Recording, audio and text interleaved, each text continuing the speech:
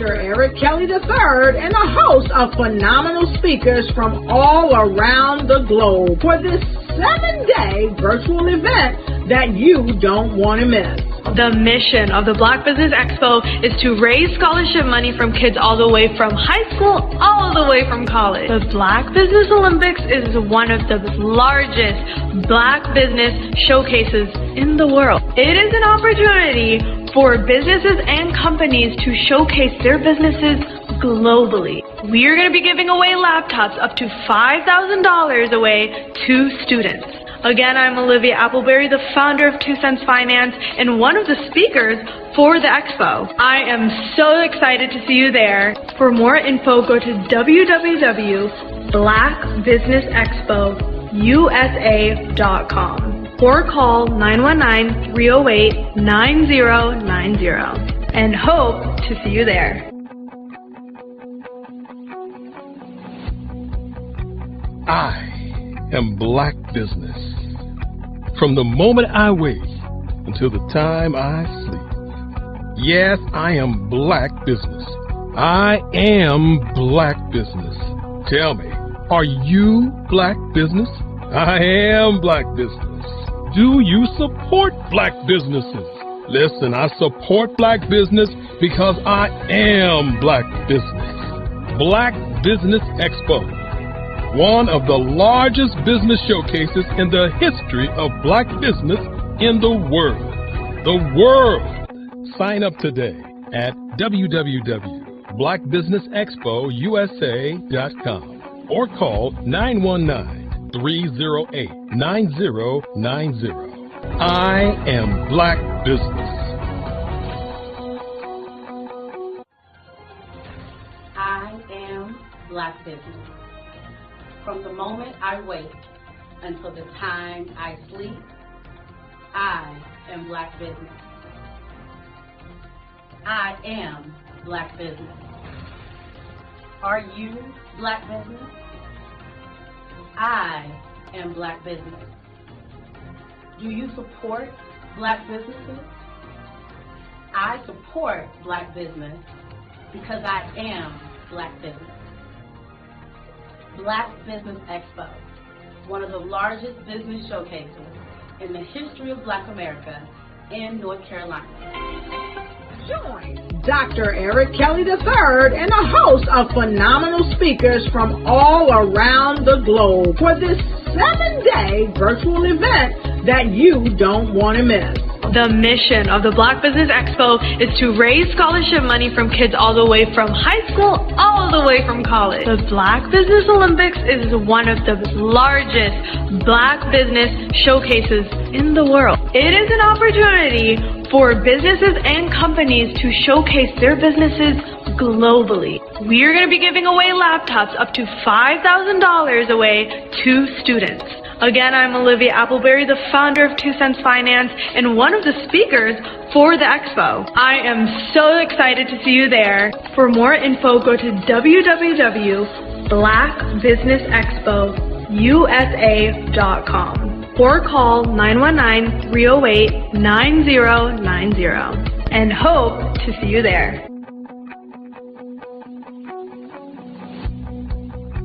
I am Black Business. From the moment I wake until the time I sleep. Yes, I am Black Business. I am Black Business. Tell me, are you Black Business? I am Black Business. Do you support Black businesses? Listen, I support Black business because I am Black Business. Black Business Expo, one of the largest business showcases in the history of Black business in the world.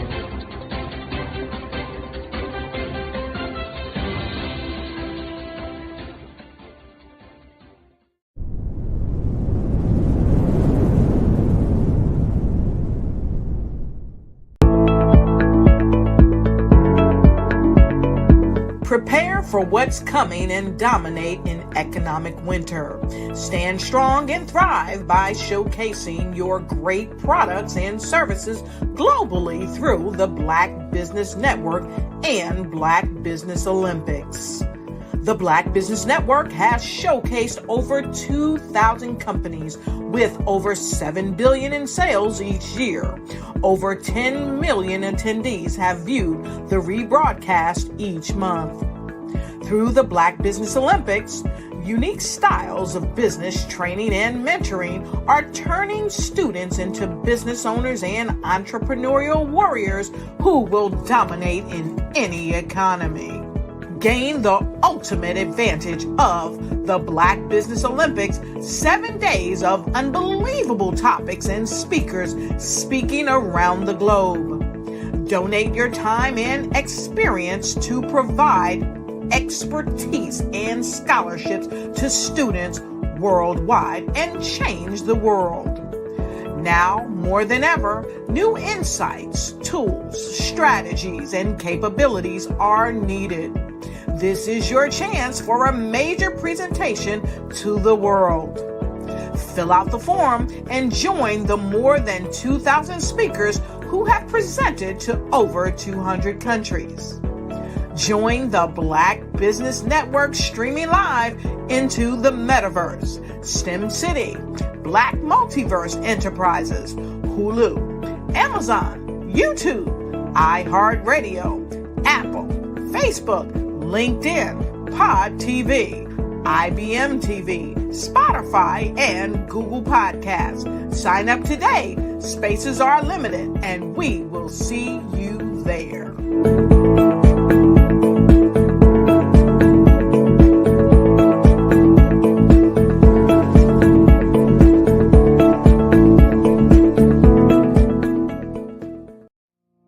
Did you know that approximately 333.34 million businesses exist today, according to a report from 2021? And you may be one of those businesses, or maybe you're not in the business market yet, but you're aspiring to be a business owner.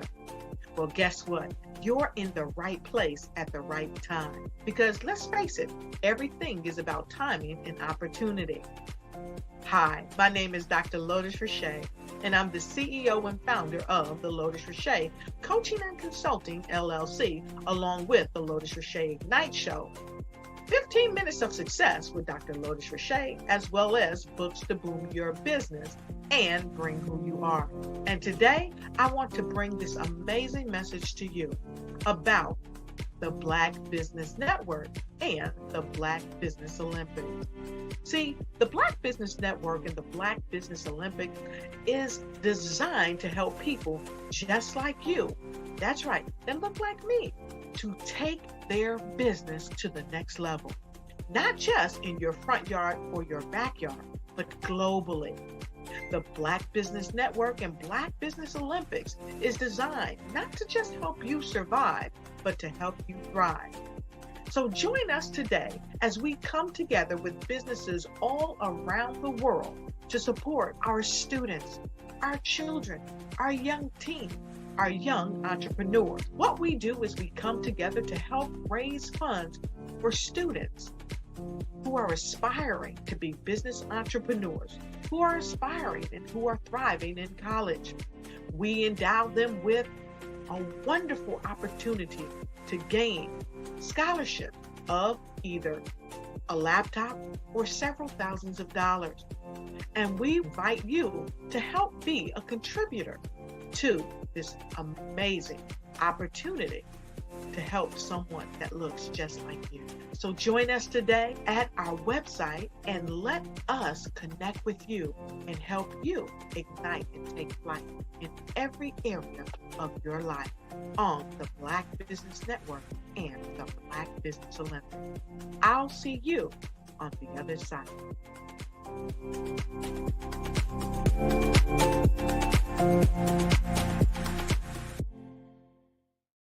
Absolutely. So our coaching program help people that have the lack of time, that lack strategies, and lack the confidence to go after their dream life. So we help them implement tools. We help them implement, I love the lead inherited lack of finances or the education behind finances. But it wasn't until I lost my firstborn, my only son, that life changed for me. And where I was going after it all, living the corporate life, hit my 6-figure income and living in my dream house with my dream man, driving my dream car. Wow. I nearly lost it all when I lost my son. And so I realized it only takes one financial catastrophe that can change your entire life. That's what made me start All New Beginnings. Because no matter what's going on in life, there's a new beginning. And because of that, we develop a program called Wise Minded. My little slogan is, don't just dream it, let's live it. If they want to connect with you or work with you, what is the best ways for them to be able to do that? Well, for my social media guru, you can connect with me on every single social media platform as Tanya T. Rose.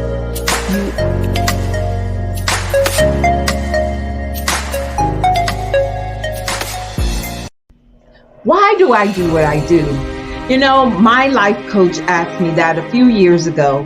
And she said, Tony, what's your why? And I told her, and she said, girl, you've already accomplished that. Perhaps you need a new why. Hi, Tony Harris, Amy Hoydu with Say It Said Marketing, one of your students.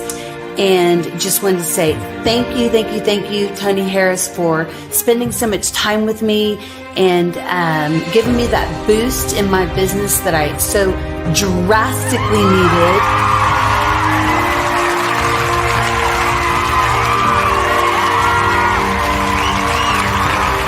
My why is to touch, move, and inspire my clients to take drastic steps to be better than they were before they met me. I'm a resource.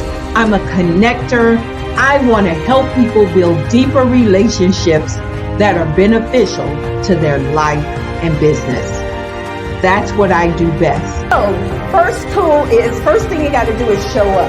And speaking is a way to magnetically attract your ideal client to you. How many of you use social media that way? Absolutely, and this is how you look to the world. Drastic steps are the steps that are needed to be successful. And my business is drastic denotes a mindset.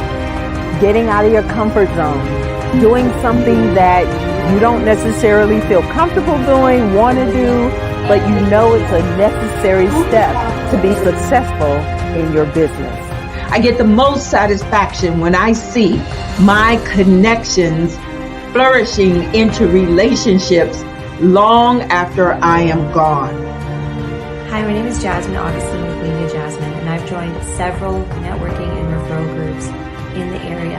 And Network in Action Northeast Houston with Tony Harris Taylor is one of the best organizations that I've joined. I love that piece of what I do, and it is what fuels my fire.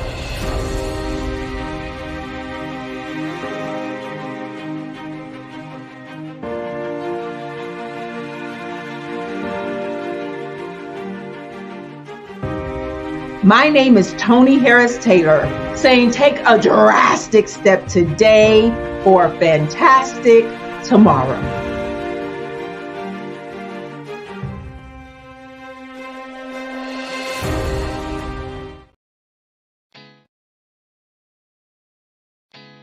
Did you know women represent just 3% of Fortune 500 CEOs and less than 15% of corporate executives at top companies worldwide?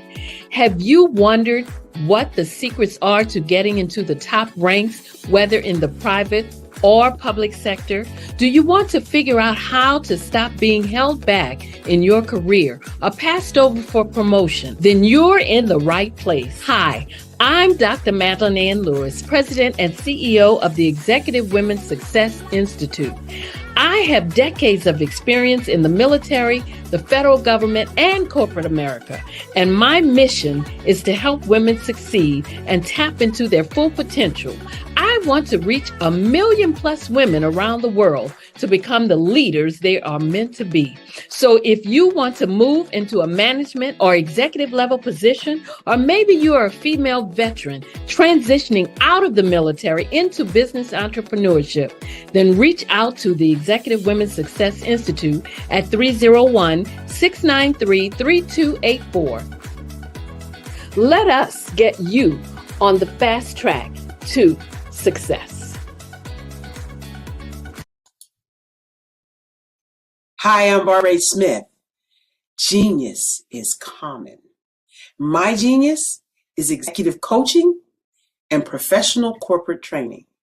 As the master executive coach and corporate training ambassador for the Genius is Common movement, I help business owners craft their stories in such a way that you know exactly what they do, what they have, and what they bring to the table. Many times as business owners, we are asked, so what do you do for a living? And we could be crushing in our businesses, but we're not quite sure exactly what to say in a short amount of time.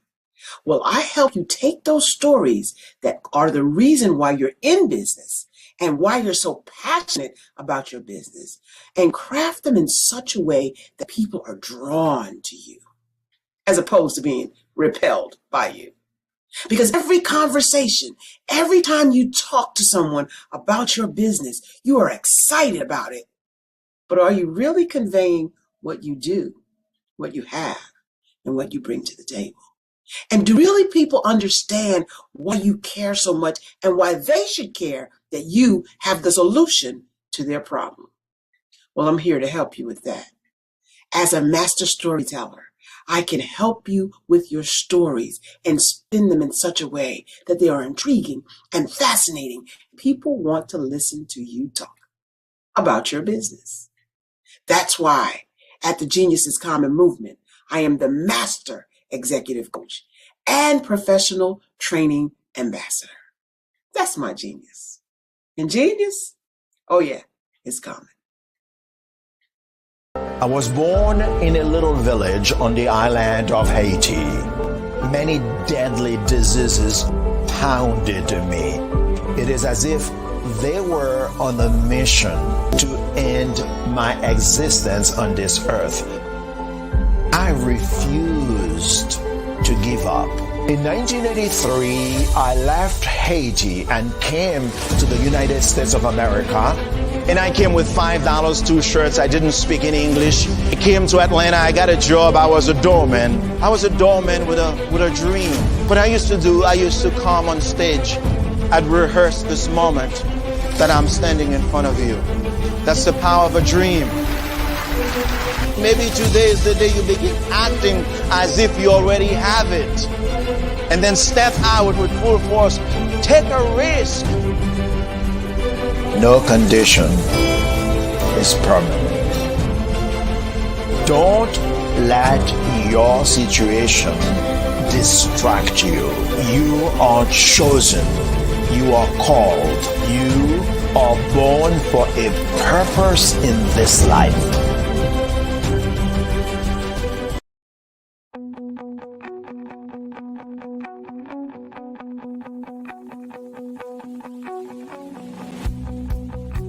I am Black Business. From the moment I wake until the time I sleep. Yes, I am Black Business. I am Black Business. Tell me, are you Black Business? I am Black Business. Do you support Black businesses? Listen, I support Black business because I am Black Business. Black Business Expo, one of the largest business showcases in the history of Black business in the world. The world! Sign up today at www.blackbusinessexpousa.com or call 919-308-9090. I am Black Business.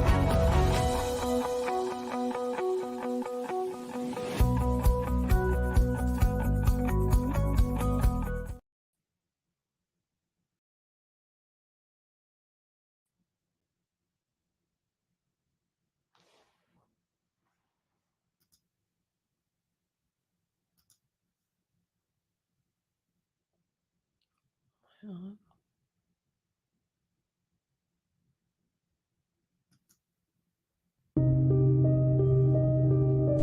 Black Business Expo is changing my life.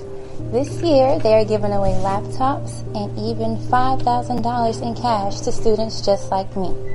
I'm Alexis, and I want to go to college to fulfill my dream of becoming an entrepreneur. Help the Black Business Expo going to www.blackbusinessexpousa.com and also becoming a vendor, a sponsor, or donating.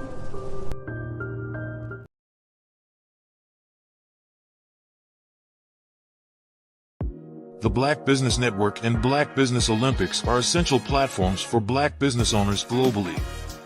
They provide the tools and support you need to succeed in today's competitive marketplace. Join us today as we collaborate together with businesses from around the world to support our children, students, and young future entrepreneurs, Black businesses and corporations.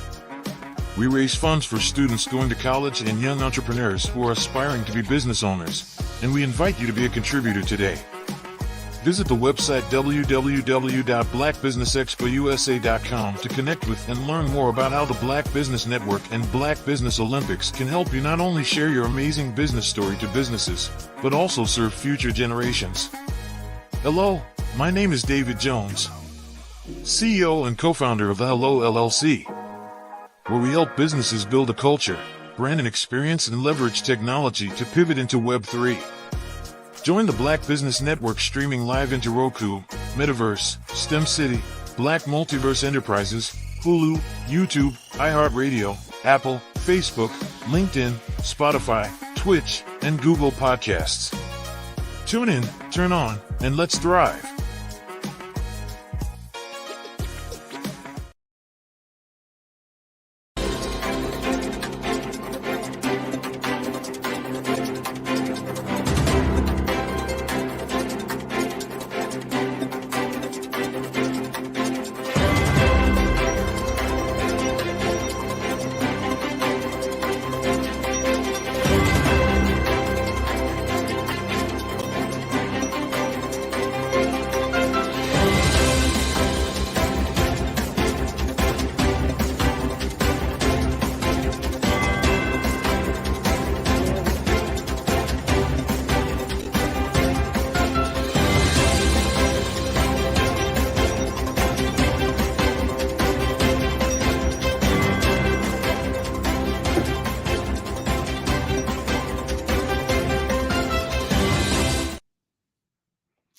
Good afternoon, business owners, entrepreneurs, thought leaders, and corporations.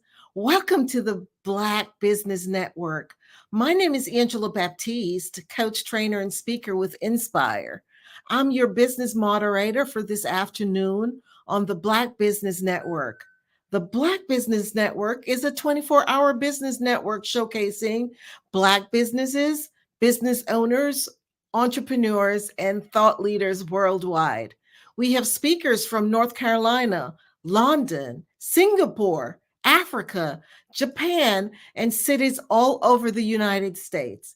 The Black Business Network is a global community that shares its business knowledge to empower, inspire, and educate businesses about business. So today we'll be talking with our keynote speaker, Trudy B. Parson. Trudy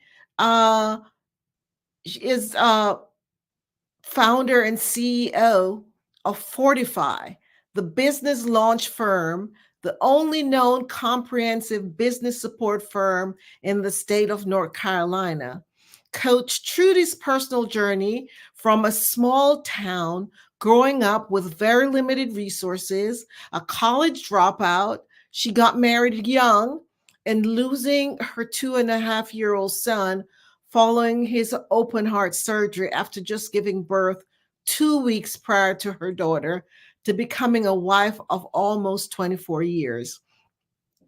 And now, and earning her master's degree, a graduate, editorial student, marketplace minister, as well as an entrepreneur and educator and owner of several businesses, an empowerment speaker, it's nothing short of a miracle. So I would love to introduce you to Trudy. Let's welcome Trudy. Hello, hello, hello. Hi, Trudy. It's a pleasure to have you. And we look forward to learning more and growing from what you have to share with us. So remember, genius is common, and I'll see you on the other side. Perfect. Thank you so much. Thank you so much for the warm introduction. I'm so excited to be here on this platform with you all today and share some of my expertise. As she said, I'm the founder of Fortify the Business Launch Firm. We are a comprehensive business launching firm, which simply means that we own everything that the business owner should be using. We offer that all in-house, and we can do so because we own those businesses independently as well. And that includes tax preparation, tax planning, also tax strategy, which is so important, business coaching, of course, alternative business funding. We have 72 underwriters under our financial wing. So when the bank says no, one of our underwriters should be able to give you a yes. We also do master classes and master courses built around all things business, including but not limited to grant discovery, grant writing, how to use AI to expand your business, and all of the other tools that you need in your toolbox. We offer all of that under the banner of Fortify the Business Launch Firm. So listen, today we're having a conversation about taxes. I know you all are so excited about that. Some people get so anxious about taxes, but I believe it's because you don't have the tools or the knowledge that you need to have a clear understanding to know how to navigate those waters. So my goal today is to give you some tools to add to your tax toolbox, and we're going to talk about business taxes, but we'll also talk a little bit about the personal side of your tax return. Sometimes what happens, it has been my experience, what happens is people just don't have a clear understanding how to navigate those waters. And not only that, but they have been dealing with either CPAs or tax preparers who have not taken the time to have a conversation with them about their tax return. Listen, your tax return is so important because it has your Social Security number, which means you are responsible. You are held responsible for whatever happens attached to that Social Security number. If you're a business owner, the same is true about your EIN number. You are responsible for what happens with that EIN number. And so I believe that you should have an understanding of what's going on in your tax return. So if we think about taxes and tax returns, and if we think about it having a front side and a back side, or a front end and a back end rather, then the front end is where your finances, your income, your taxable income will be housed. And on the back end is where you may have some certain credits that can be added to your tax return. And so, of course, the goal is to have less tax liability on the front end, which means that sometimes your income is lower or can be lowered by certain deductions, especially if you're a business owner. And what that means is that your taxable income will be lower, which also means that your tax liability will be lower. Okay, so we're going to talk through it just for a little bit, and I want to give you some several nuggets in regards to your taxes. And we'll talk business taxes, and we'll talk some personal taxes, because for a lot of people, it's all housed in one tax return if you're filing a Schedule C form. So for a lot of you, that is, if you're a small business, that is how your taxes are probably being completed, and you have all of this information compiled into one tax return. So we're going to unravel the complexities of business taxes and equip you with essential knowledge for your successful tax year ahead, because it's like literally right around the corner. So the IRS will begin accepting tax returns this coming January 23rd, I believe, is the processing begin date. And we do know that sometimes they will push that date out a little bit, but for now, it's January the 23rd. Understanding business taxes goes beyond compliance. It's integral to a company's financial health and growth. Effective tax management can optimize profits and ensure legal adherence. And the most important thing I want you to remember about business taxes is a lot of times it is what will break a business. Not filing correctly can really in your business. So this is so important. Some people avoid this topic because they're afraid of it. And most of the fear comes from just not having an understanding. And so I hope to eliminate some of that fear and that you will be proactive about your taxes moving forward. So we'll start by laying the foundation with the fundamentals of business taxes. We want to explore the recent updates for 2023 tax year, which is the year that you'll be filing in 2024, right? Some people get confused about that verbiage. So the 2023 tax filing year is filed in year 2024, and 2024 will be filed in 2025 and so forth. All right. So first, let's talk about what the definition of business taxes even is. It has a spectrum of levies imposed on the company's income, profits, and activities. These taxes include income tax, employment tax, and other industry-specific levies. So different business structures such as sole proprietorships, partnerships, corporations, and LLCs have distinct tax implications. So they're taxed differently. So your business entity may not be the same tax structure that you decide to have. For instance, you might decide that you want an LLC for a business structure, but you can have a S Corp as your tax structure. Why would you want to do that?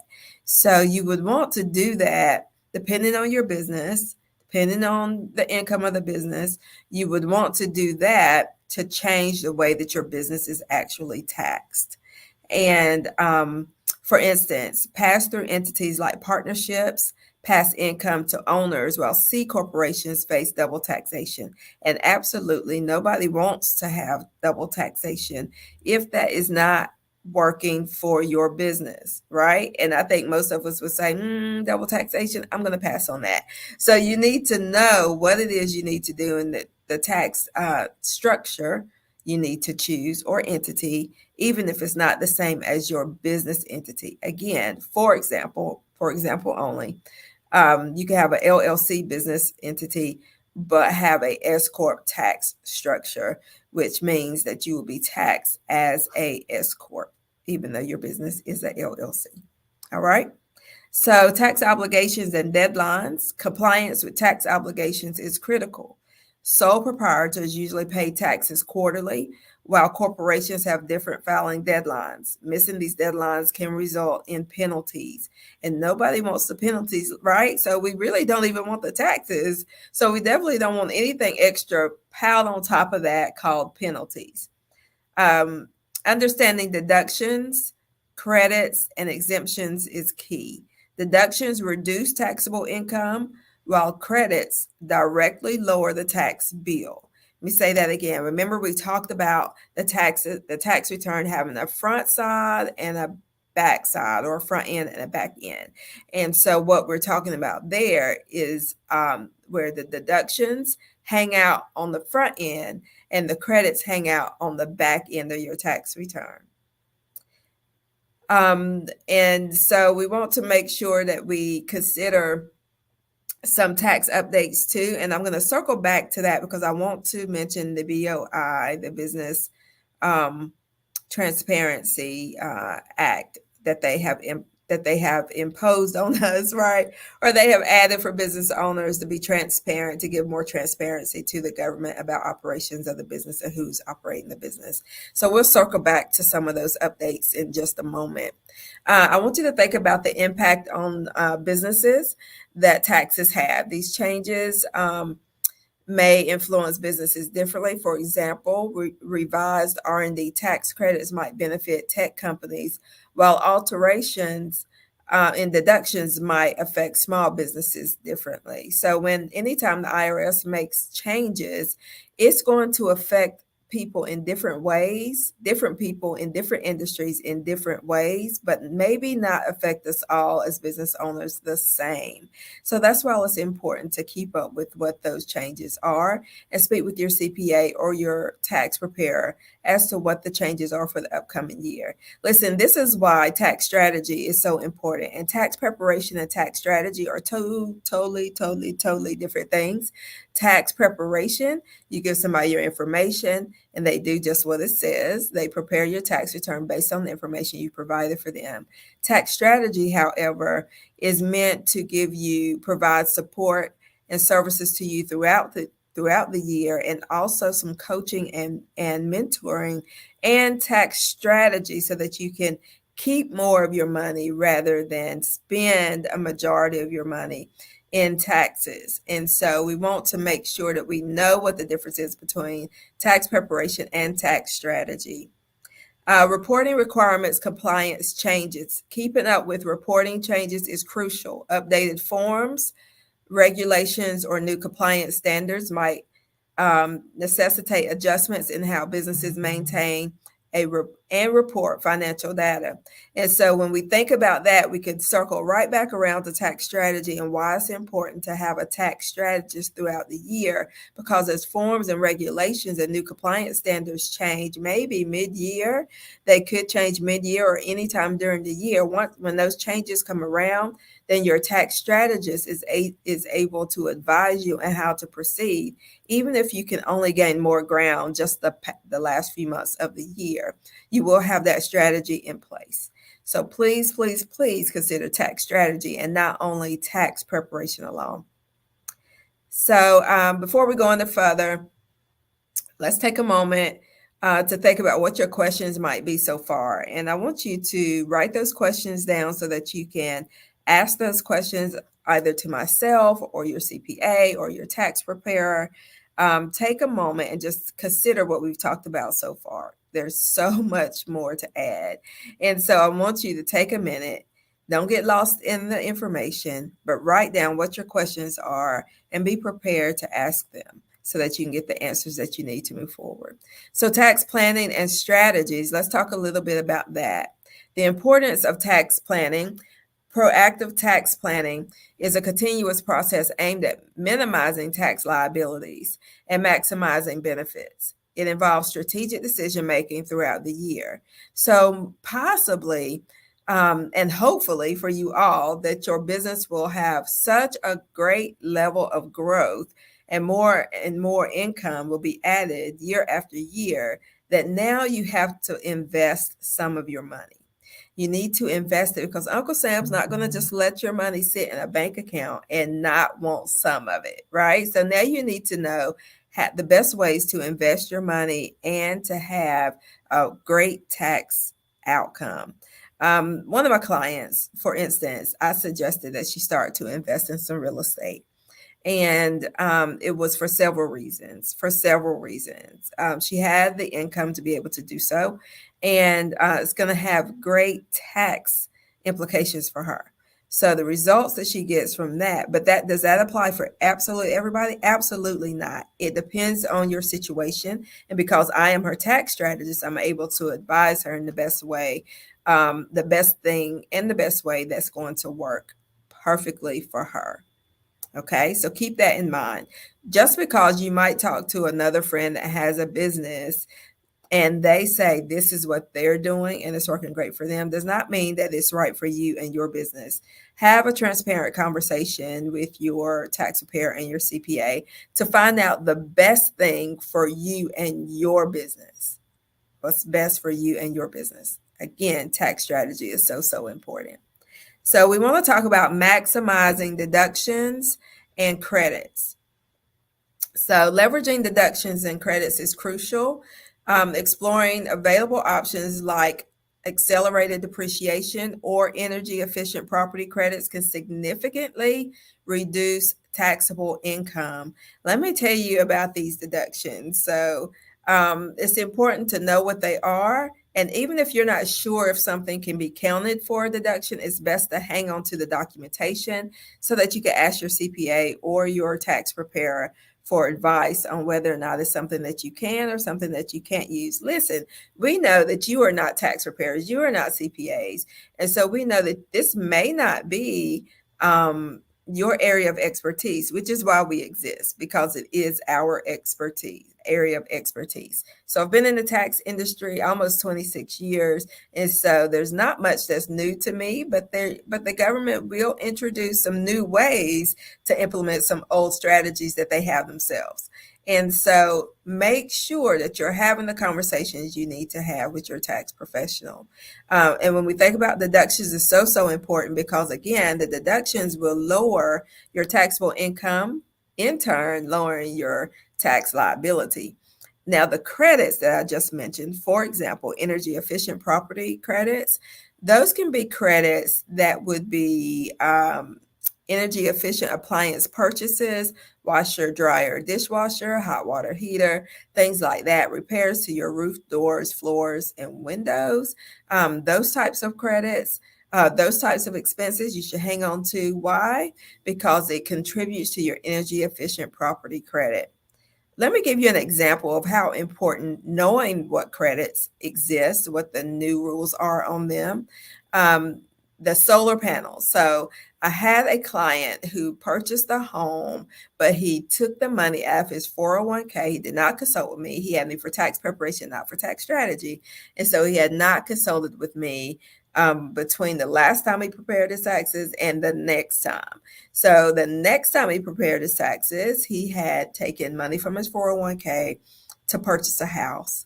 And he is not of the age where he would avoid penalty or interest. And so he had, taxes.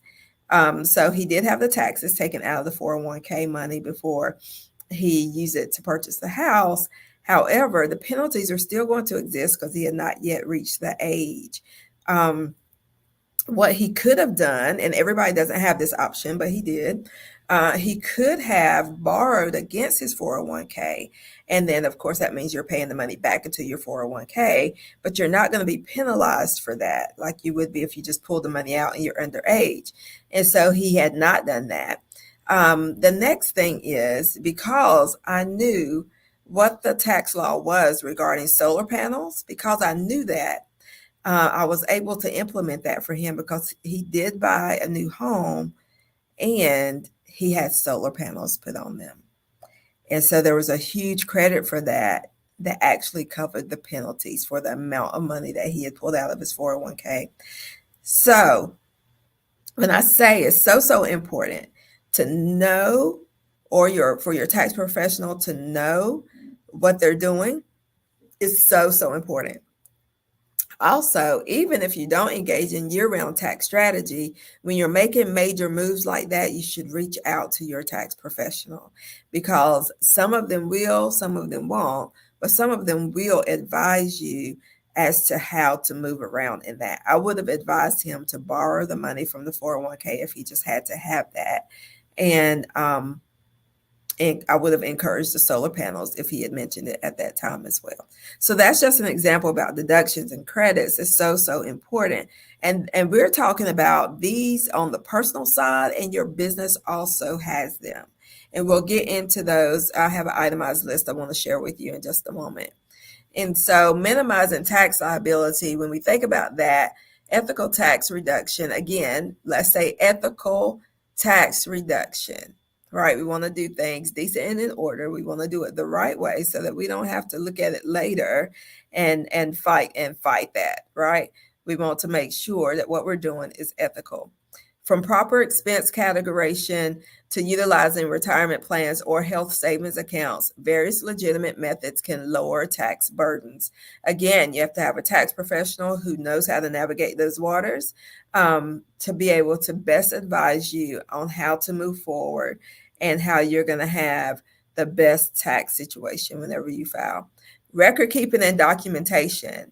Listen, I could say this and put this comment on rotation for about 20 minutes straight because it's that important. So record keeping and documentation, it just means maintaining thorough records and proper documentation is fundamental. I know most of us business owners really just love doing the business that we're in. We love doing the work, providing the service, producing the product. We love all of those things. But when it comes to taxes, we want to put it off to the side because it is not what we love to do. And honestly, for most of us, it's not even what we're expert in. Now, I just happen to be. But for most people, that is not their story. And so record keeping and keeping proper documentation can be difficult. It can be frustrating. It can be hard to get used to doing. But I say to do it in a way, when you first start keeping your records, do it in a way that's easier for you. For instance, if you have trouble keeping your gas receipts or any receipts from stores, and you get in your car, and what do you normally do with the receipts once you get them? If you keep them in your purse, for women, if you keep them in your purse and you go home, and wherever you may unload your purse, have something sitting there to put those receipts in.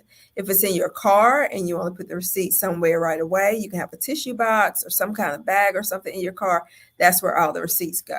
Start off in a way that is going to be simple for you, so that you will be consistent, in keeping up with those records and documentation.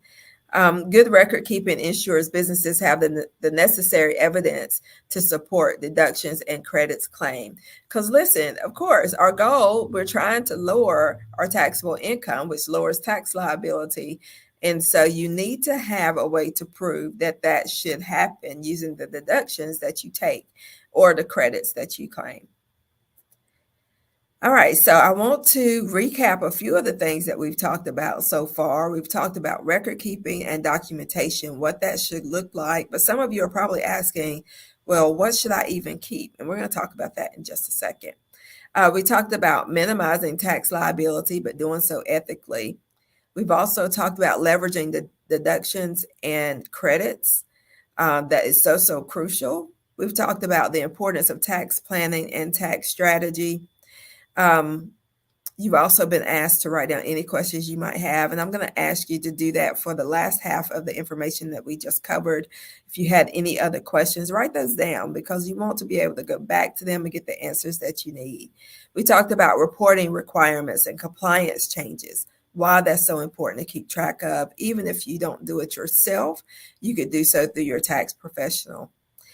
Impact on businesses, what your taxes are, the impacts, the credits, the deductions, all of those changes, how that's going to impact your business. Then we talked about understanding deductions, credits, and exemptions, how key that is, because that's a huge part of your business tax return. We talked about tax obligations and deadlines and being compliant. We talked about your business entities and implications.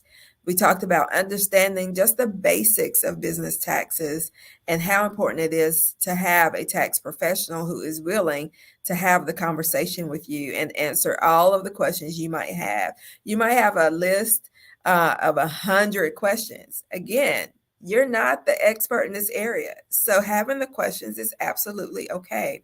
You shouldn't feel bad for having those questions. It's actually part of the service you should be receiving from your tax professional. So the next thing I want to go into is the actual business tax deductions that you should be tracking your information for.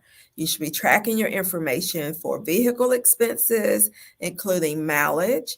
There's probably several great mileage tracking tools out there now. One is MileIQ. There's a few others. There may be some free ones out there. Most of them will have you swipe left if you're making a personal trip at the end of your ride, or right if it's for business. And then you can print out a mileage log at the end of the year. So you should be tracking your vehicle mileage. Also, when we're talking about vehicle expenses, remember we're talking business here, business related expenses. We're also talking about your vehicle interest. How much interest did you pay on your vehicle for that year? The next thing we're going to talk about for business expenses are advertising expenses, your business cards, your flyers, your t-shirts, your magnets. All of those types of things fall under advertising. Commissions and fees. Are you paying out any commissions and any fees to any organizations? Contract labor. Now, this is very important for you to remember. When it comes to contract labor, you need to be able to track how much you've paid someone to help you conduct your business. And if you paid them, any one person, $600 or more. So let me break that down. If you have say you have 5 people that you use for contract services to help you in your business, and you paid one of them $600, another one 400, another one 600, another one 200, another one 300 maybe. Those that you did not pay 600 or more, you don't have to issue a 1099 for. But any contract labor person that you have to help you in your business, you need to give them a 1099, $600 or more. You're required to issue a 1099 form for those contractors. So important. Because sometimes what happens is people will put contract labor expenses but not issue a 1099 to those people that they pay $600 or more. Now, of course, the people you didn't pay that much, you don't have to issue a 1099 to them, but as part of your proof, it would be the 1099. And if you were to get audited, they could disqualify that expense based on the fact that you did not issue a 1099 to those persons that you paid $600 or more to. All right. Insurance. So we're not talking about health insurance here, but insurance that you paid for your business would go in this place. The next thing would be mortgage interest. So maybe you operate your business out of a building that you're paying for, that you're buying. And so you would take that mortgage interest, not to be confused with your personal home mortgage interest, but this is mortgage interest that is paid on a building for your business. Legal and professional fees. So if you had attorney fees, or if you had the fees associated with establishing your business, those types of fees would go there. Rent or lease. So if you're renting a space or leasing a space, vehicles, machinery, or equipment, or actual business property, then you would also write off those deductions. I know it's a lot of information, y'all, so please write down your questions because I want to be able to answer them if you have them later, okay?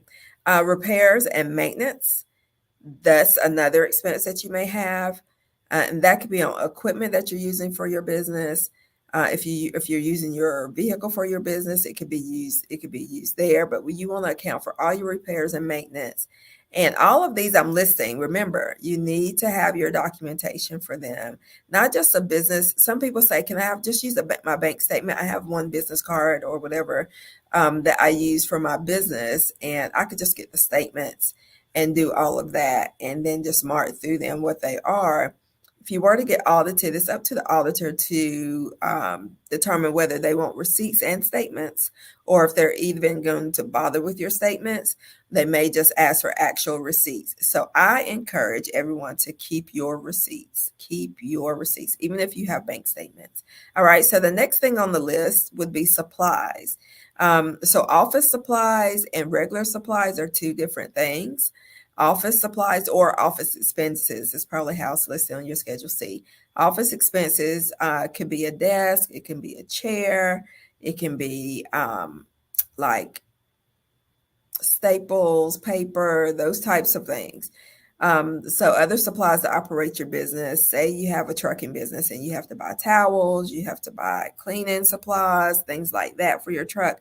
So those are the types of things that will be listed there. Again, office expenses and supplies are two different expenses, and you should break them up accordingly.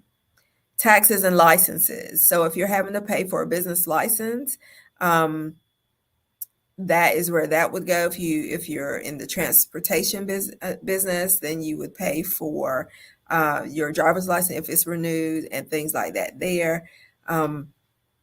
Travel, meals, and entertainment. So travel, business-related travel, you would keep track of that, whether that's air, bus, train, hotels, hotel stay, all of those expenses would be listed as well. Meals and entertainment. So you want to keep track of what you're paying for food, for business-related food, and entertainment that you may be experiencing out, or maybe you had something, maybe you had an event that was catered, but it was for business, then we would list that under other expenses. And then we need to know about utilities. So if your business is in a separate entity than where you live, we need to know what the utilities are, whether that's your gas, your lights, and so on. You would put those things there. wages, the amount of wages maybe through W-2 that you've paid out to employees. We want to know about your cell phone bill, your internet bill, and some other expenses. Again, you would just list those, and your tax professional will let you know if that's something that you can take or not. When we look at all of these expenses, you have to be very mindful about keeping your documentation. I'll say it again and again and again. That could be bank statements. That could also be your receipts. I can tell you if the paper is slick on your receipt, which happens a lot of times with gas receipts, then you could keep it in a Ziploc bag. If not, the ink is going to fade. And by the time you go back to take another look, that ink is going to be gone. All right. That ink is going to be gone. And that's not going to do anybody any good. So let me give you a personal tip to save. You want to give gifts under $15,000 per person, under $11.8 million per year, and not pay a gift tax on that money. Another business tip is that you can hire your children. And if you own a business, hiring your children to do legitimate work for you has always been a great tax strategy. Think about what your teenagers or any of your other kids now actually may be able to do in terms of creating your content, taking pictures, being in the pictures, for marketing and advertisement, and so on. When you hire your child as an employee in your business, you get to deduct his or her salary as a business expense. That's beneficial by itself, but it gets even better. Your child will have to pay tax on the salary only to the extent it exceeds the standard deduction amount for the year. So if you're familiar with standard deductions, you've probably heard them before. It's a little over $12,000 for singles. And for a married couple, it would be more than that. But whatever you're paying your child, as long as it stays under the standard deduction, then they don't have to pay taxes on it. Okay. And you remember, I just said it's a little over $12,000 that you can write off from your salary. Let me give you an example of what that looks like. So Carol hires Mark, her 16-year-old son, to perform data entry services for her accounting business, which she owns as a sole proprietor. He works 10 hours per week, and she pays him $20 an hour, the going rate for such work. And remember, what you're paying your child has to be the going rate for the work, right? So for producing flyers, we can't say that we pay them $1,000 a flyer, right? Really doesn't make sense. It has to make sense. Over the course of a year, she pays him a total of $12,000.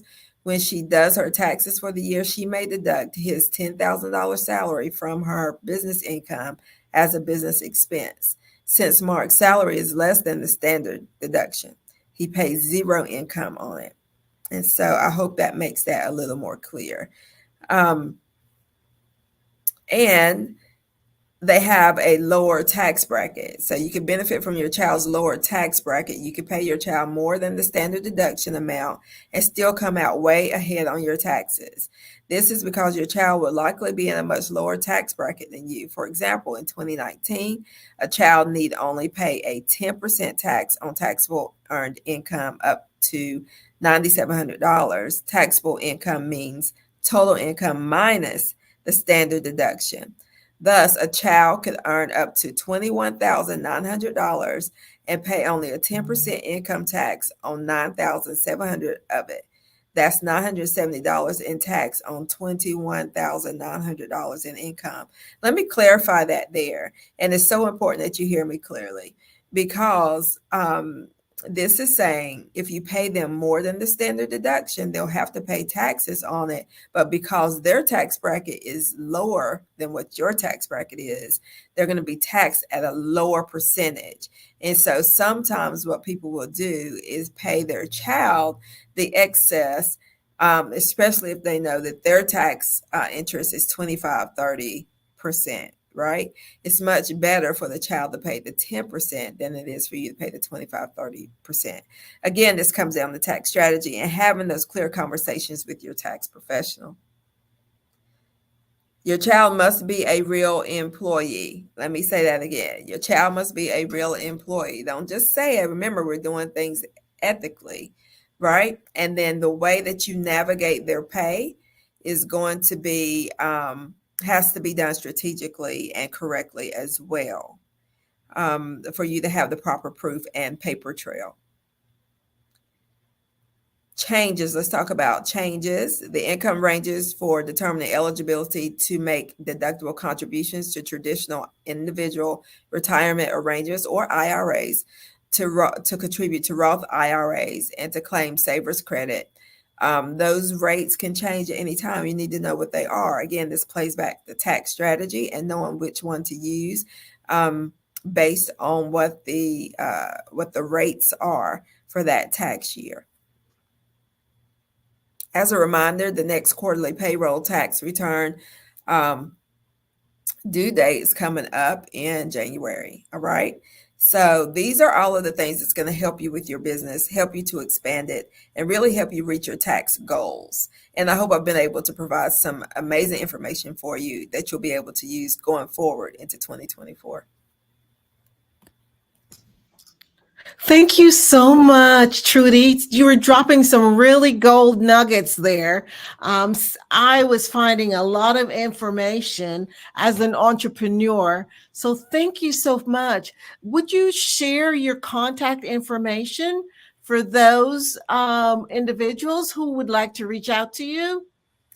Absolutely. That information is trudybparson.com. You can find all my information there, and under services, you can see the tax services there. Again, that's Trudy, Trudi, B as in boy, Parson, my name as it is on the screen.com. Pretty simple. Awesome. Well, thank you so much, and you have a great rest of your day. You too. Thanks. Bye. Bye now.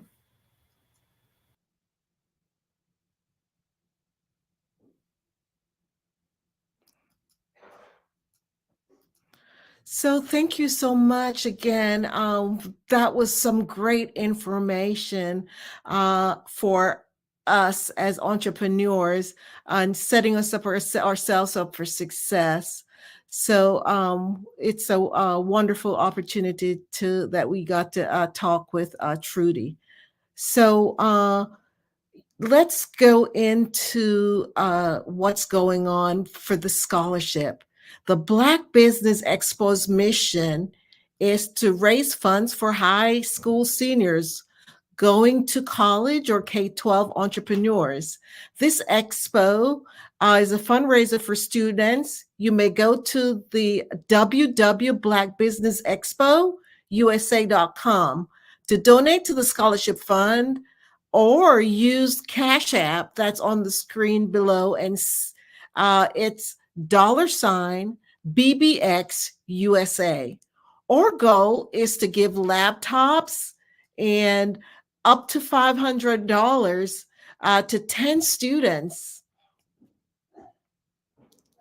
And you can register online at www.blackbusinessexpousa.com. Every dollar counts. So we want to remind you to donate to the scholarship fund. We would really want to thank our Black Business Expo USA sponsors for the month of December 2023.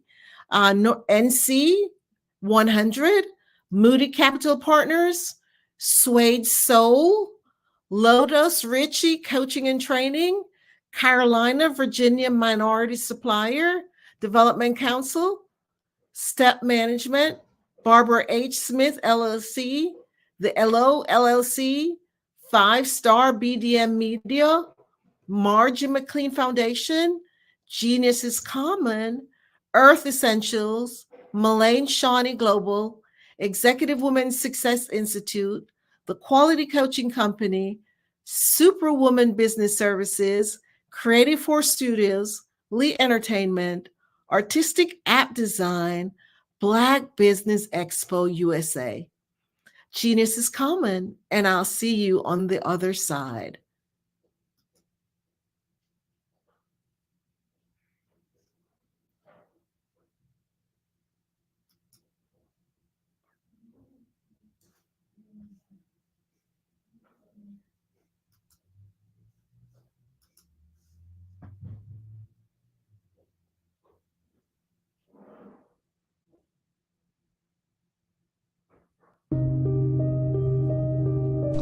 The Black Business Expo is changing my life.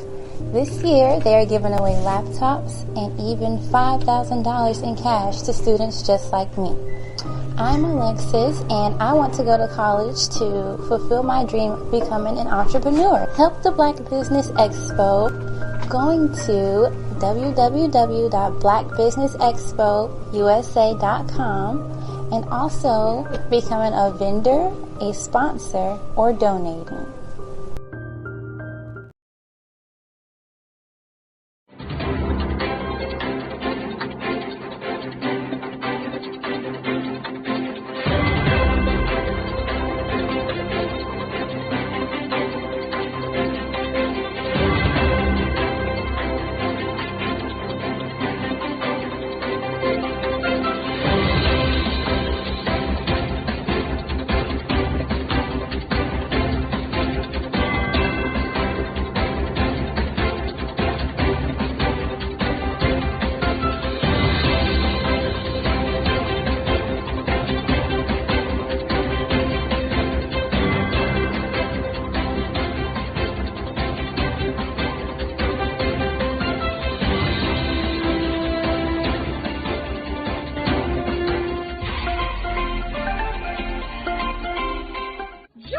Dr. Eric Kelly III and a host of phenomenal speakers from all around the globe for this 7-day virtual event that you don't want to miss.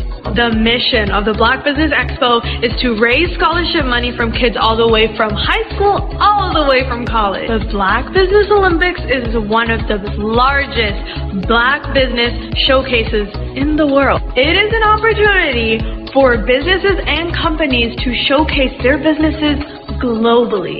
We are going to be giving away laptops up to $5,000 away to students. Again, I'm Olivia Appleberry, the founder of 2 Cents Finance and one of the speakers for the expo. I am so excited to see you there. For more info, go to www.blackbusinessexpousa.com or call 919-308-9090 and hope to see you there. I am Black Business.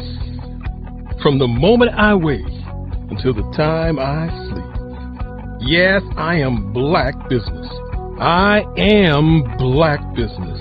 Tell me, are you Black Business? I am Black Business. Do you support Black businesses?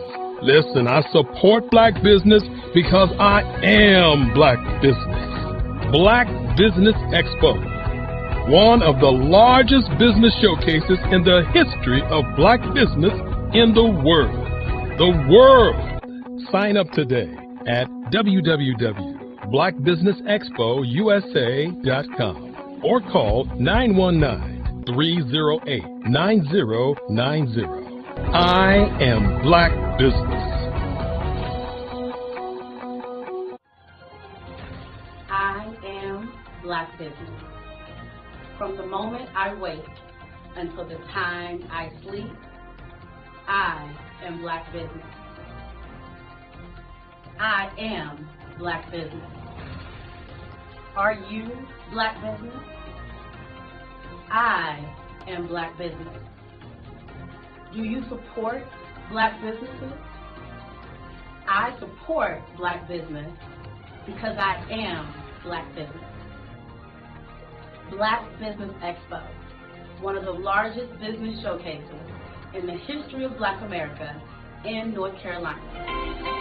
Join Dr. Eric Kelly III and a host of phenomenal speakers from all around the globe for this 7-day virtual event that you don't want to miss. The mission of the Black Business Expo is to raise scholarship money from kids all the way from high school, all the way from college. The Black Business Olympics is one of the largest Black business showcases in the world. It is an opportunity for businesses and companies to showcase their businesses globally. We are going to be giving away laptops up to $5,000 away to students.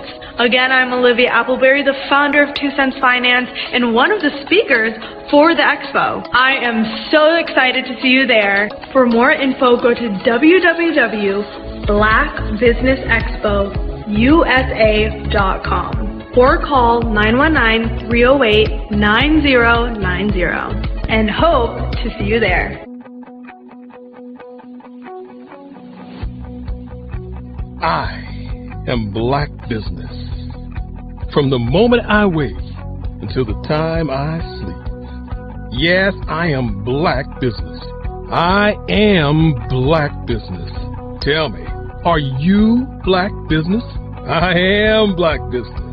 Do you support Black businesses? Listen, I support Black business because I am Black Business. Black Business Expo, one of the largest business showcases in the history of Black business in the world.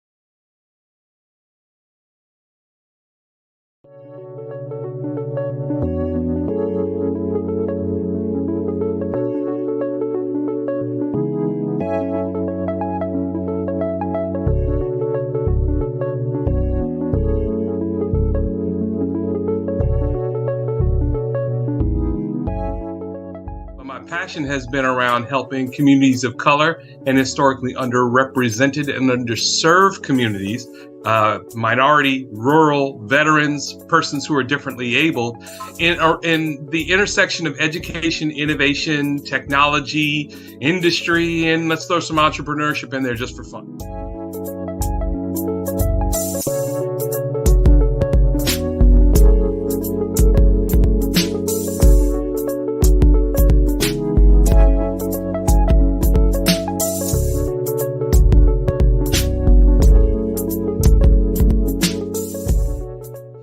See more around innovation, incubators, accelerators. I love the idea of going from innovation to commercialization.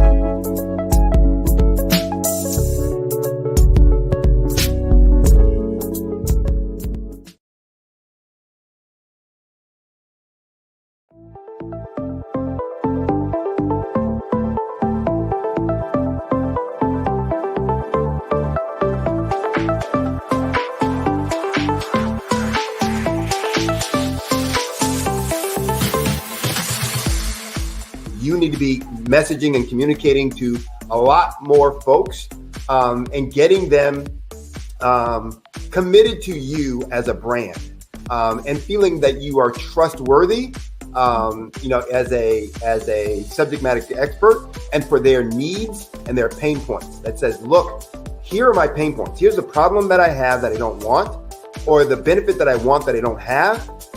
And Grant and Sydney understand that and are giving me information to be able to assist, in my eliminating those pain points.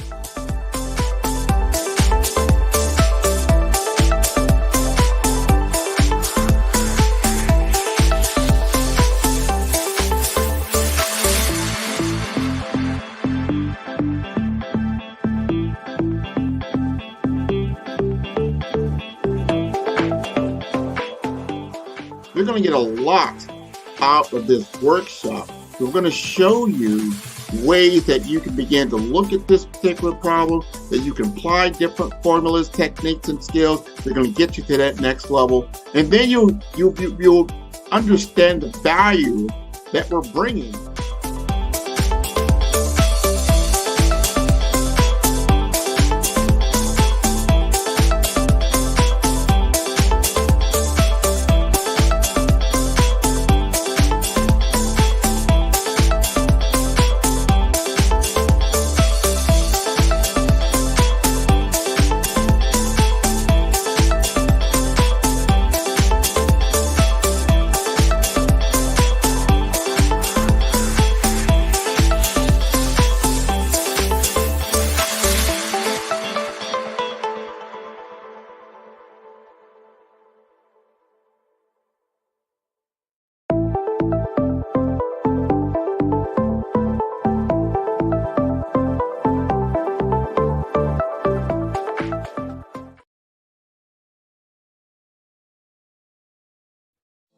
everyone, it's Grant McGaw, CEO of 5-Star BDM and host of the award-winning Follow the Brand podcast and TV series, where I help you to build a 5-star brand that people will follow. My genius is personal brand development through intelligent communication and helping you achieve your business and career goals. I am a requested speaker on digital technology and brand development issues. I want to work with you to increase the value of your current opportunities while attracting new ones. Every one of you is unique, and we all share challenges that can be addressed through smart branding. As a super connector, I work with you as an executive coach to guide you along the complicated business and career development road, providing the enhancement tools and information you need to succeed. Together, I will help you succeed in today's challenging business climate. I will evaluate and measure your progress. Best of all, I am right alongside you every step of the way. Build the brand called you. Genius is coming.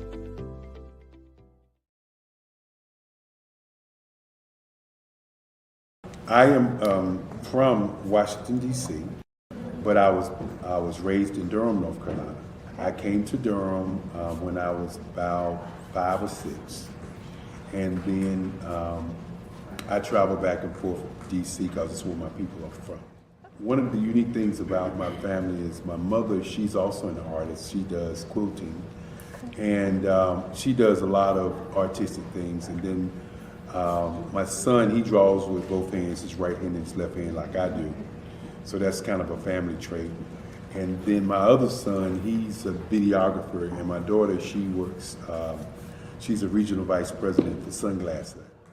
When you start out drawing and sketching, you want to continue to explore, each avenue. I do pastels, I do pen and ink, I do painting, I do acrylics. I haven't done oils yet, but I try to do all facets of art. What I say to a lot of times to people is, you can't put yourself in a box when you're an artist. You have to explore. And over the course of my life, I've tried to explore different mediums. I also do sculpture as well. I choose my subjects by the intensity that they have in their faces, or the intensity that somebody is moving, because I do more than portrait drawings. I also do I do abstract, and then I do figurative drawing also. Well, what happened in this particular show is that I started out trying to come up with something that would be a little bit different than what everybody else is doing. So I was working on a Barack Obama show, and they wanted me to do some paintings of Barack. And so what I did was, because of the deadlines, I kind of did it kind of fast. And then I realized when I was doing it fast, I enjoyed it. And so then I started doing other pieces the same way, and I started to enjoy those pieces also. And so I came up with this particular style, and it's a style of lines and colors. And what's interesting is that when I was in college, I did a show called Lines, Colors, and I talked about the boldness of the blacks, the hotness of the whites, and this is how this has come about, later on in my life. And the colors comes from a lot of the entertainers that I work with, where they wear different colors. They don't wear, your plain reds or your whites. They wear different colors, and so that's also another piece of what's giving me the colors. The subtitle of this show is Faces That Speak Life. That's real critical. Faces that speak life. Each one of these pieces is a life source and a life energy that's being put on display for people that are looking at them. I always say in terms of my art, it's not important that I draw them. It's important what you get out of what I draw. I don't try to just draw it because you like it. People wanted me to do prints. I didn't do prints. People asked me to do different people, But the people that I choose are people that make a difference in the lives of people in the world. So the human landscape idea was, again, as I say, the lines represent your emotions, it represents your ideas, and it represents your journey as a human being. And that's why you get the different pieces and the different looks. And as you notice, I try not to do one look that looks alike another look. And that's what's the most important part of this show.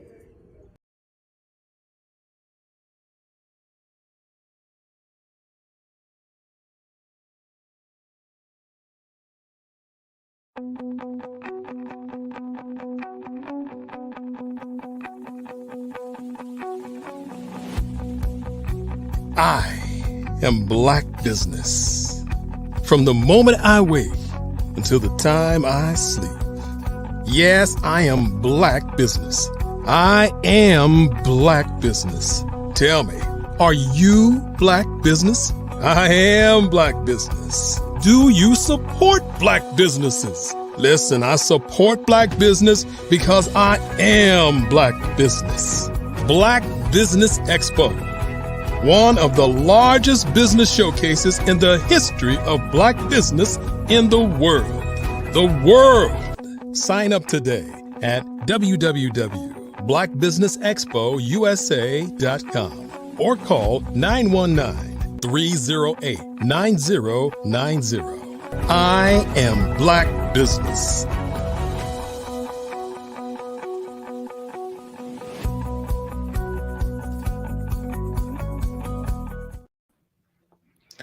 Good afternoon, business owners, entrepreneurs, thought leaders, and corporations.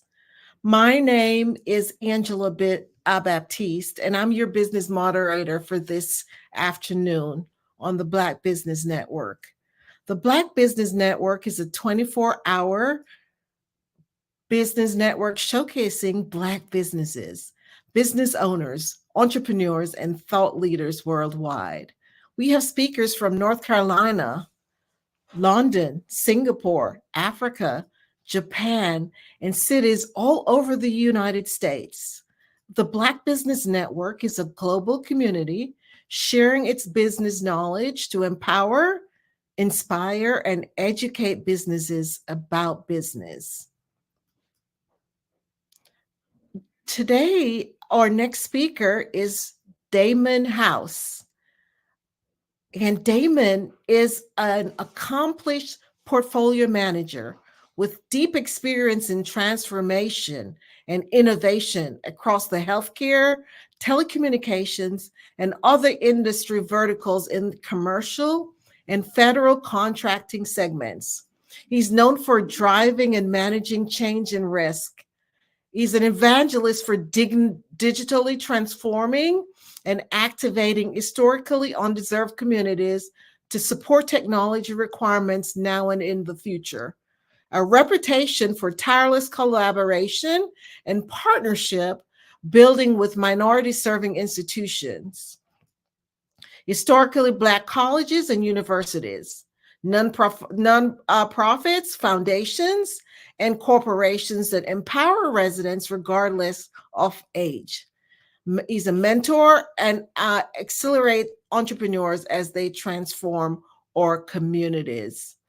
I present to you Damon House.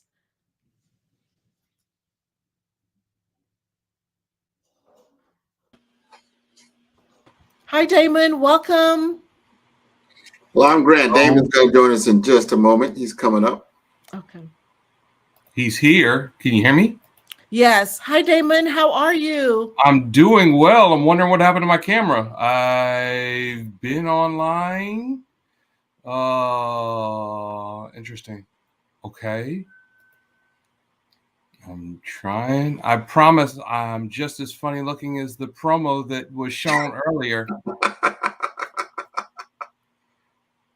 And it is. Well, you go ahead and we'll get started, Angela. We'll get him to get his camera fixed. I'll kind of set the tone, and then we'll bring Damon out when his camera is ready to go. Okay, awesome. Yeah. No, he So, is. I'll just let you guys go ahead. Just remember that genius is common and I'll see you on the other side. Absolutely. Absolutely. Absolutely. We're going to talk about, when Damon is ready, about an interesting current situation when it comes to HBCUs and innovation. As I have been speaking earlier on this platform about the digital platform economy, it is essential that our younger generations get involved with this new transformation that is taking place, that the new digital economy we cannot be left out of because of some of these systemic barriers that have occurred, where there's access to funding, access to education, access to opportunity, access to mentorship, access to entrepreneurs like we are on this particular show. So important. So we need to lower the gap in that area. And one of the things that Damon has done, and he'll talk about that once he's ready, is that because of his experience and exposure within large corporations that live on what we call these digital platform economies like Microsoft, he has the exposure. He has been involved with innovation at a very high level, that he has the futuristic vision. When he engages with a client at his former employer, he's not talking about the current state or the now state. He's talking about the future state. And then look at that, just like right out of the future, he is here. Artificial intelligence at its finest. You got it straight. So Damon, I just was preferencing people, telling a little bit about your background. Help me fill in what your purpose is. What is your why? What are you doing within your work now that's so important? Well, thank you. And to everyone out there, I apologize for the technical difficulties. But it wouldn't be live TV if there weren't something. My name is Damon House, and part of my genius is to understand how to take ideas to impact. I've been doing that with the federal government as a government contractor, USDA, VA, DOD. I've been doing that in the private sector, most recently for Microsoft. And as Grant was talking about, digital transformation, especially in our community, is so necessary. We have brilliant ideas, but we get stuck in the now of where we are, and we forget to think further ahead and keep that North Star as our guide as we continue to move forward. Stephen Covey called it the thick of thin things. The operations of our business today, yesterday, tomorrow, next week, but we stop thinking about where we want to be in 5 years or 10 years. And those who succeed in business are the ones who get that North Star and then move forward to it. And so I've been doing that for the federal government. I've been doing that in private sector, and now in my own consulting, and especially with HBCUs and other MSIs, I've been starting to work with them to help them to think about what that landscape looks like for their next 10, 20 years. Well, let's talk about what you're doing currently. That caught my attention, got my curiosity up, and I see the need. It actually was a gut punch to a certain degree when I think about our minorities and people we call underserved communities and access to this new digital economy that is taking place.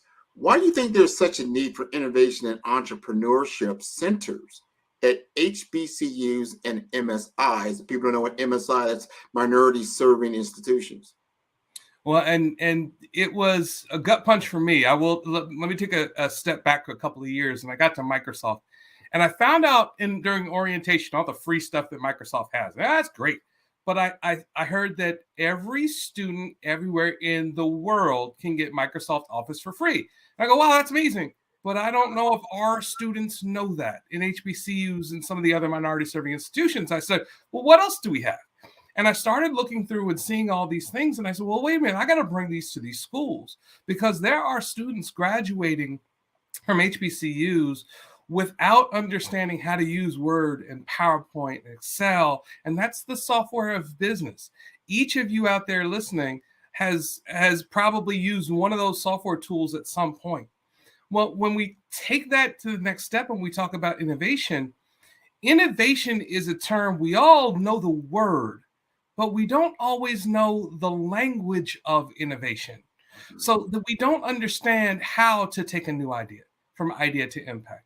How do we create something brand new? How do we turn that solution into a new business?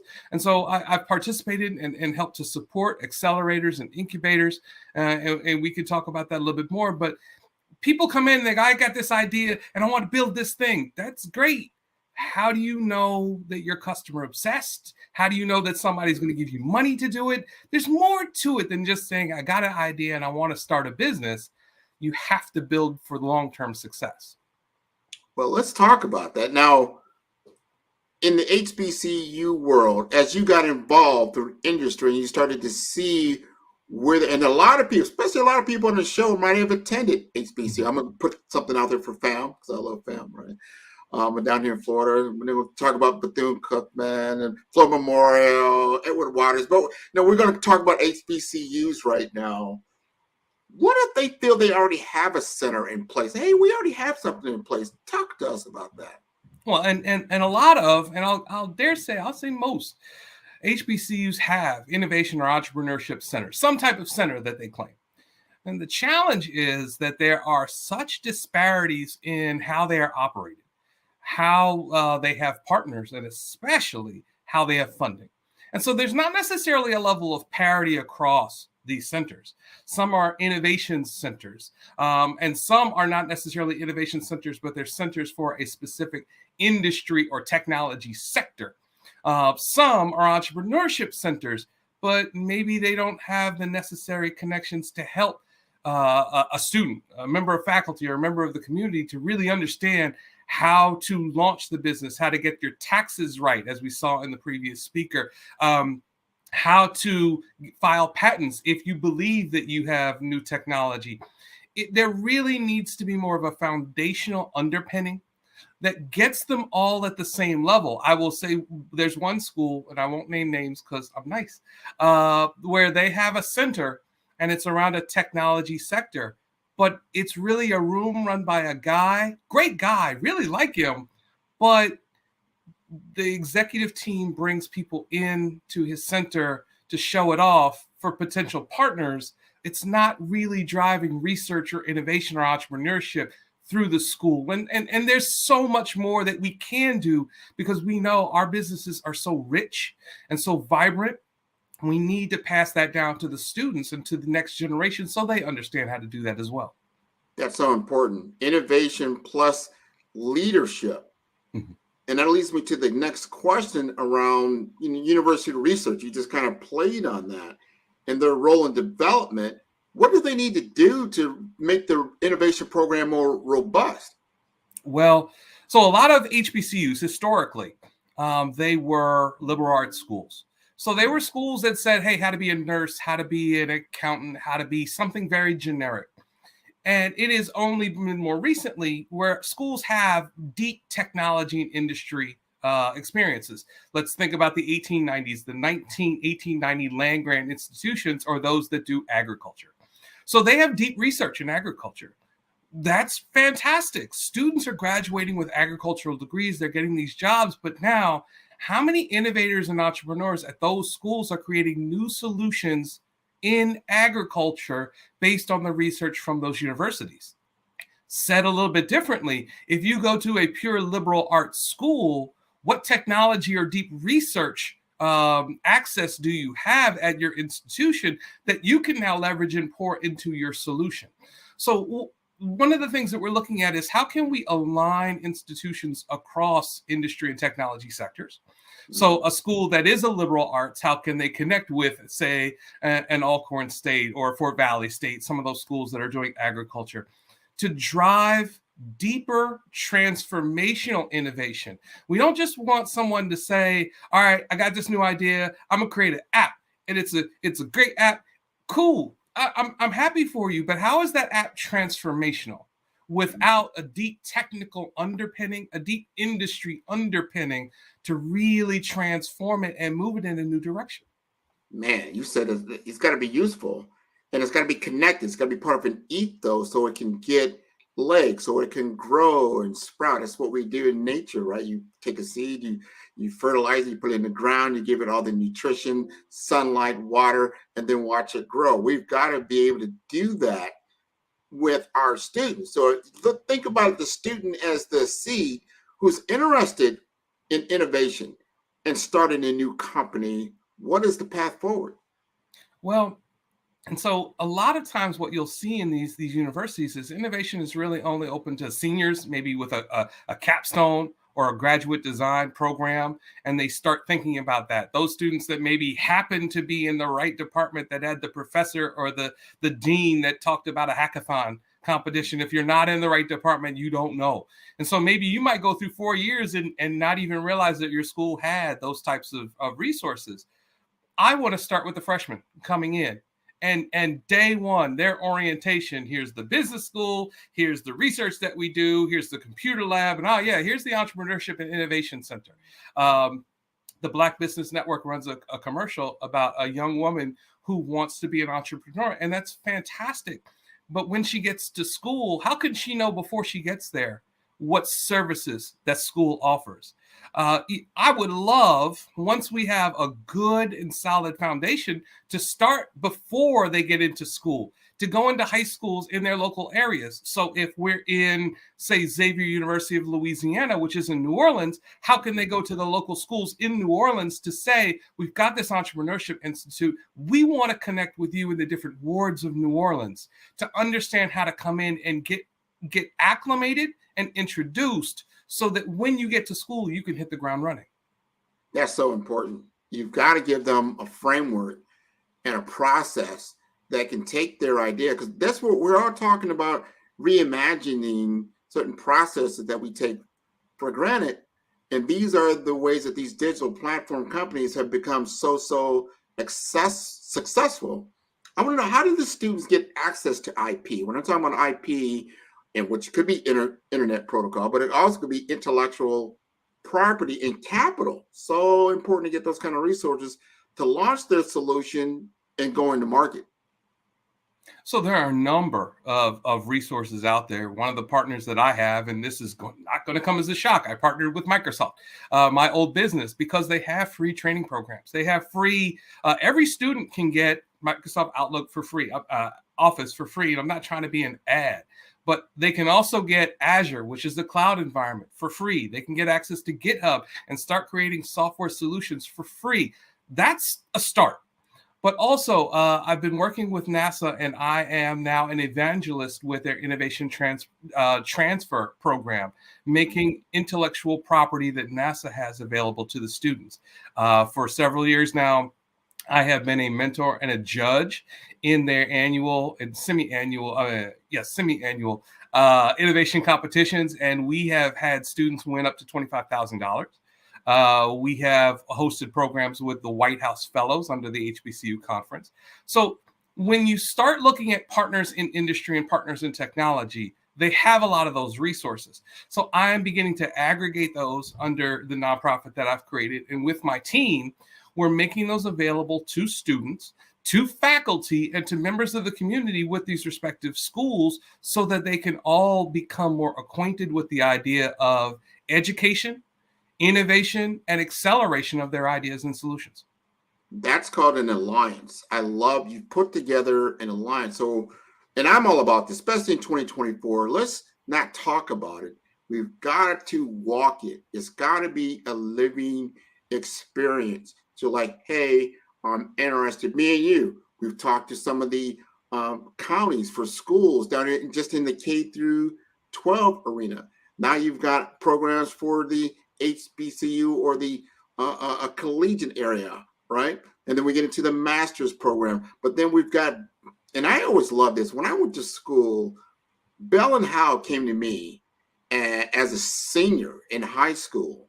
And I'm not sure what I was going to do. I didn't even know anything about Bell and Howell at the time. They were a tech company, but they came directly to our school, sat down and said, hey, as you start looking at what you want to do, take a look at a program that I have set up. This was the program that became DeVry Institute of Technology. When I went, it was called the Missouri Institute of Technology. It was in Kansas City, Missouri, but I learned how to build computers. But because industry was involved, there was an alliance between industry and education and the community that gave me a path forward that was affordable. I got involved. Everybody, I think 4 or 5 of my students got involved that I was in high school with, and we all got careers in technology, even to this day. Now, that was back in the 80s. I need this. I see what you're doing, and I want you to continue to do that. Are there any specific industries or technology sectors that you focus on? Yeah, so I am specifically starting with healthcare because that's some of what I did most recently in Microsoft and for the VA, and starting with AI as a technology sector. And what we want to do is we want to create, to your point, we want to create centers of excellence. Now, you'll see schools, and I reference they're institutions, and they've got a center of excellence. That's great for them, for that one school and their center, and you go there, you benefit from it. But what happens if you go to a school that doesn't have a center? What happens if you have an interest? What happens if you go to a school that is more nascent in its research or its technology sectors? So what I'm creating are centers of excellence across schools, leveraging the industry sectors and the technology sectors. So, for example, a center of excellence around health equity allows us to begin to look at the healthcare as a full landscape, as an industry, but then starting to say, okay, how can we be fairer to minorities in the healthcare they receive and the technology that's made available to them? As an example, we have higher mortality rates. We have higher instances of hypertension and diabetes and lupus. There are a number of issues. And if you go to a school that doesn't have a healthcare program, maybe you don't find a way to really lean in healthcare. So what we're doing is making that available so that schools can participate. And then even though they may not have an academic program, students there can be part of an innovation program that allows them to leverage resources from other institutions and move forward. So eventually we will have media and agriculture and energy. We will go across the gambit of industries and support our institutions, but this is where we're starting. This is awesome. And they can get, so you're taking out the barriers, right? Whether it's a barrier of location, right? Center of excellence, like, wow, we don't have it at that location, or the barrier of I went to this school, so we didn't get exposure to this and that. And then you're creating all the different access points to different people. You've got a board that you put together of very interesting people across, North America and Central America, and Caribbean, probably other locations outside of the continent. These are important things. I want to know, because we're on the minority, we're in the Black Business Network. We've got a lot of entrepreneurs listening in. How can minority businesses help in advancing these innovation centers? Well, it's critically important that for the student, we have to recognize students who go to our schools. Not everybody wants a degree. Not everybody's going to just say, I want to put in my 4 and get a degree and get out and get a job. We need to think about workforce development. So if you are a Black-owned business or you support Black-owned businesses, bringing workforce development to these institutions can be critical for a student that says maybe a full-time job is better than a degree. And so we have to understand that not every student is going to have the same path. So how can workforce development be a part of this? How can employment pipelines be created? So you, Grant, are a fantastic marketing genius. How could you show what a pathway of certifications, training, programs, internships would look like for a student to follow in your footsteps? And potentially someone that you could hire. How can your company foster a hackathon or an innovation competition, a pitch competition? And you can give a real world challenge. We can identify schools that can participate in your challenge. And then you could take the best student, the best team, and possibly give them an internship or hire them. We're doing this together with federal partners, and we're doing it with larger corporate partners around different industries. But entrepreneurs, especially through this network, are even more vital. You are in the communities where these schools are. You were these students 10, 20, 30 years ago. I won't say any more than that. You have so much to offer and to share. And by giving back in a more structured way, there's an opportunity for you maybe not to just help the one school in your area, but a network of schools in your industry. And that's what we're doing today, like right now, getting this information out there. So important. I go back to what I said earlier, being a student, a senior in high school, trying to figure out, all right, what's my next step? What do I do to build a career, to have a job, to be able to survive, to be able to do my things? That was, I'm not going to say how many years ago, but it was a number of years ago, right? 5 or 10 at most, I'm sure. It wasn't that long. However, this is what I see missing, and I could be wrong, but I could be right. In these generations, I just don't see the engagement of business with our students. The whole point of going to a school or getting educated is to work in business. We have to invest in our workforce, and the workforce is in these students. And these students need to get exposure, real world exposure, not just theoretical theory. This is how this works. This is how you apply your mathematics. This is how you apply your English. You're like, oh, I don't like English. Well, guess what? I use English every day, right? I use the tool set of mathematics every day. I use critical thinking. Everybody used to hate, oh my God, it's a word problem. Not the word problem. Well, guess what?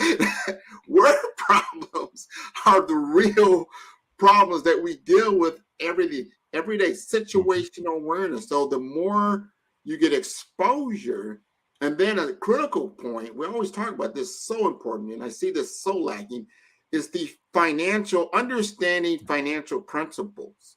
Understanding these things, right? You had talked about in one of your alliance papers around, wow, the communities have billions, if not even trillions of dollars that flow through these communities.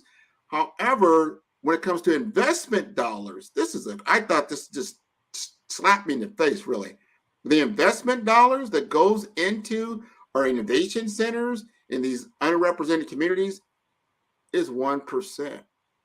1%. I can't fathom that. I can say, and I'm not going to name names, but there is a predominantly white institution. It's a state-run school. It does the business of research. And last year, it had around $750 million of extramural funding coming in on $1.5 billion of proposals going out. And you go, oh, that's a big number. Our schools, at their best, are cracking 100 million. And we're not there. And that is only a handful of schools who are at that level. And I'm sure if you're listening, you can probably rattle off several of those schools all in one hand very quickly. Yeah. So it is the dollars coming in. And we do need to understand how that looks. Real talk, the federal government funds about 5 to 7 PWIs annually out of the congressional budget to do research. They don't fund our schools. What happens is the federal dollars go to a department or an agency. That agency separates those dollars out by different divisions within the agency. And then they put out proposals across the different departments. And then they say, well, we couldn't find all of the people that we need. And so they dole out a little bit of money, and then they give the rest to PWIs. This is unfortunate, but corporations are doing the same thing. Corporations give marketing dollars to our schools. Not marketing, philanthropic dollars. They give out of their philanthropy budget, which is a one-time thing when they feel bad. And then they give the money, and then they feel better. But what we need is the operational dollars. We need it to come on an annual basis, and not just a big check where it's a photo op and look, we're taking a picture. These need to be investments into these pipelines around, say, automotive engineering, aerospace design, these types of programs. And then at your corporate level, how can these dollars be funneled in? And as we work together with the schools, we help them to transform so that they move in that direction, which then makes them more ready for additional dollars to come in. This is the cycle of what we need to do. We need to invest in the schools, but we as businesses and professionals in this arena can do that with them so that they can start adding zeros to the research and extramural funding that they get on an annual basis. That's when our schools will truly be able to compete with anybody in the world. They have the ability, but what they're lacking sometimes is the capacity and the capability to do that through things like funding. Man, that's so important. I know we had Dr. Curtis Charles on earlier. I think it was yesterday. You had made that introduction. He talked about some of these things as well. We've got to take down these barriers. You also brought to us Dr. Tanya. She talked yesterday.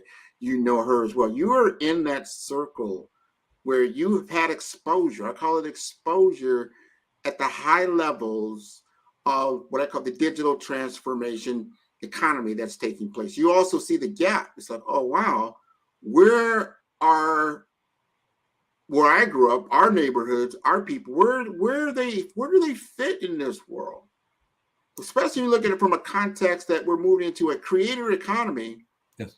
And we've been traditionally consumer-led. How do we change that gap? How do we advance innovation and entrepreneurship through partnership? Well, if you think about the creative economy just for a moment, the kid in his or her basement making beats, doing songs, creating art. Eric, we saw the Eric does some phenomenal art and it's beautiful. Dr. Kelly, kudos. How do we copyright it? How do we trademark it? How do we protect that art and then drive it forward to new opportunities for commercial viability? We need to work with not just the kid who makes the beats and the songs and putting out records, but putting on them into the scores of video games or the soundtracks of video games. When we look at the community and the gaps we have in the community, they're not necessarily gaps because of a lack of something. They are gaps because oftentimes that hand hasn't been extended to them to show them how what they're already doing fits inside of this digital economy. How can artificial intelligence, how can big data be a part of this? Whenever I've been a part of a number of conferences and I've spoken on AI, and people go, oh, AI is going to find out all my stuff and they're going to know who I am and the man's going to know. They already know. When you use an app on your phone to say, I like that song or I don't like that song, you've shared your data, you've made a decision, and you're helping to train an artificial intelligence model. We don't need to be afraid of these technologies. We need to lean into them and understand how they can be used. So when we look at something like a GitHub, where students and Grown and Sexy can make new solutions and new technology and software solutions, how can we leverage the pain that's around us, the joy that's around us, the success, the ability that's around us, and then start putting it into these new technologies and these new modalities so that we are a part of this creative economy.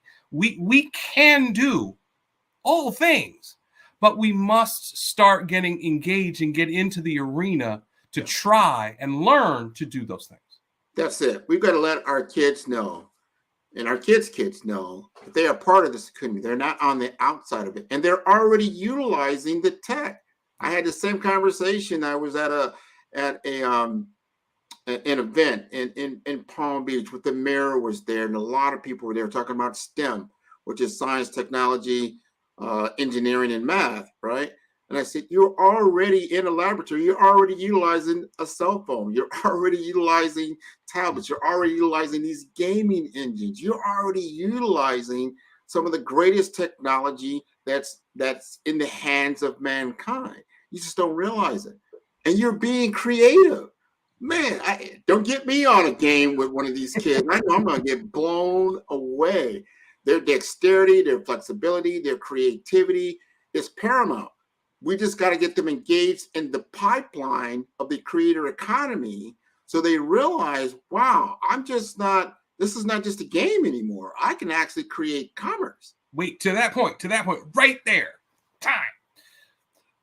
The FAA, who does air traffic control in the U.S., is hiring gamers to be the next generation of air traffic controllers. Wow. They realize that gaming is a capability. It's not, when we were young, as we used tablets and stone to play video games of the past, and our parents would say, get out there and do something. No, video games today are cognitive, and they aid in the development of our students and our employees. And the air traffic controllers of the next generation will be gamers. So we need to be a part of this conversation. Thank you. Thank you so much, Damon. And thank you, Grant, for asking those powerful questions and getting those information for our listeners. That's been awesome. Thank you so much for sharing. Is there any information Damon would like to leave if someone wanted to reach out to you? Sure. You can reach out to me through my website, which is the clayhousegroup.com. That's ClayHousegroup.com. And you can also reach out to me personally, Damon, DAMON, at clayhousegroup.com. Thank you. And Merry Christmas and happy, wonderful seasons. Awesome. Thank you, guys. You have a great rest of your day. Thanks. Thank you.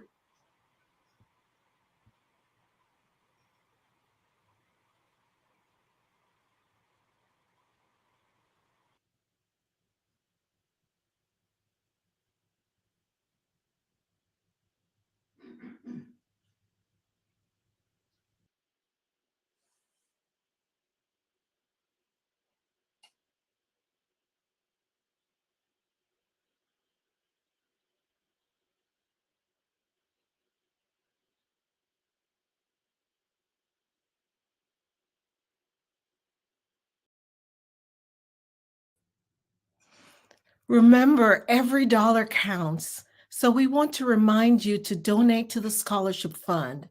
We want to thank our Black Business Expo USA sponsors for December 23. North Carolina 100, Moody Capital Partners, Suede Soul, Lotus Ritchie Coaching and Training, Carolina, Virginia Minority Supplier, Development Council, Step Management, Barbara H. Smith, LLC, The Hello LLC, 5-Star BDM Media, Margie McLean Foundation Incorporated, Genius is Common, Earth Essentials, Mulaney Shawnee Global, Executive Women's Success Institute, The Quality Coaching Company, Superwoman Business Services, Creative Force Studios, Lee Entertainment, Artistic App Design, and Black Business Expo USA. Genius is common, and I'll see you on the other side.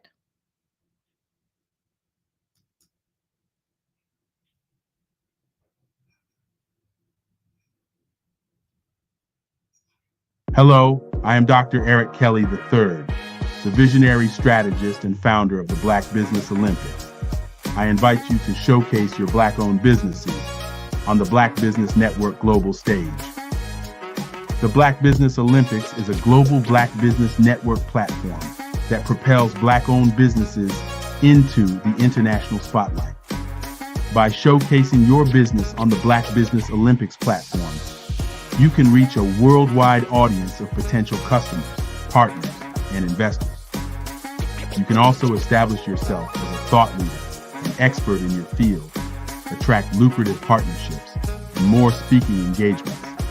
In addition, the Black Business Olympics platform provides a valuable opportunity to connect and collaborate with like-minded entrepreneurs and business professionals from around the world.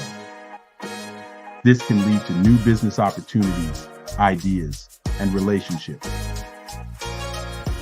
Finally, by sharing your story and expertise on the Black Business Olympics platform, you can inspire and empower others. This is a powerful way to make a positive impact on the world and leave a lasting legacy.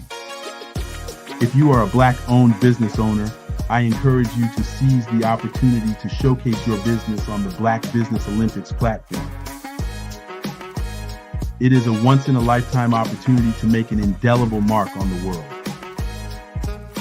Be one of the 1,000 visionary entrepreneurs who are changing students' lives, shaping industries, and leaving an unforgettable legacy for their families.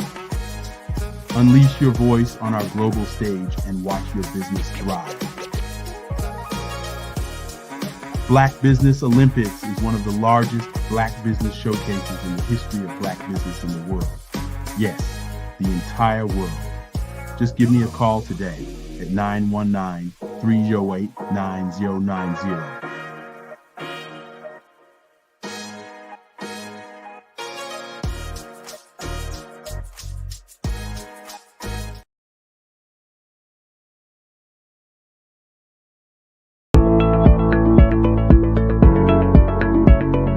Prepare for what's coming and dominate in economic winter. Stand strong and thrive by showcasing your great products and services globally through the Black Business Network and Black Business Olympics. The Black Business Network has showcased over 2,000 companies with over $7 billion in sales each year. Over 10 million attendees have viewed the rebroadcast each month. Through the Black Business Olympics, unique styles of business training and mentoring are turning students into business owners and entrepreneurial warriors who will dominate in any economy. Gain the ultimate advantage of the Black Business Olympics, 7 days of unbelievable topics and speakers speaking around the globe. Donate your time and experience to provide expertise and scholarships to students worldwide and change the world. Now, more than ever, new insights, tools, strategies, and capabilities are needed. This is your chance for a major presentation to the world.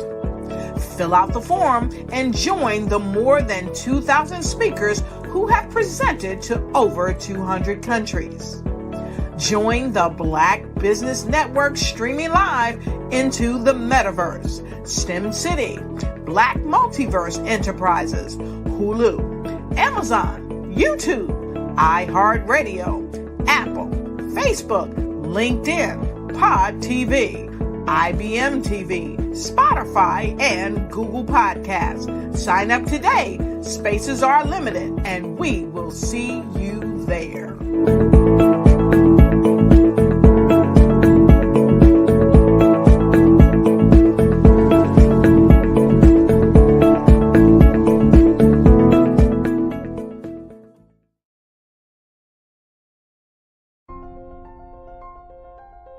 What if you could build your own city?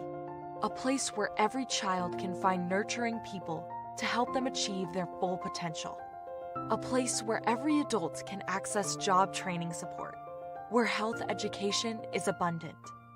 Where social justice ruled the land. A place without limitations. Welcome. You have arrived at STEM City USA. It is what every city should be. A safe and trusted community where you find people and resources to help you become everything you are and beyond. STEM City is unlike anything you have ever experienced. It is a digital twin of the world around you, only better. STEM City is about energy and soul renewal. It is more than a digital world. You can almost feel the power of live cultural events, music, and theater. STEM City promises a better future for children with caring mentors and hands-on activities with dedicated tutors to support our youth. STEM City is your passport to a healthy lifestyle with weekly events addressing our community's many issues. STEM City is your financial well-being with helpful information on wealth management, career advancement, job training, and so much more. STEM City is the community you deserve. It is the city where your dreams can come true. STEM City USA.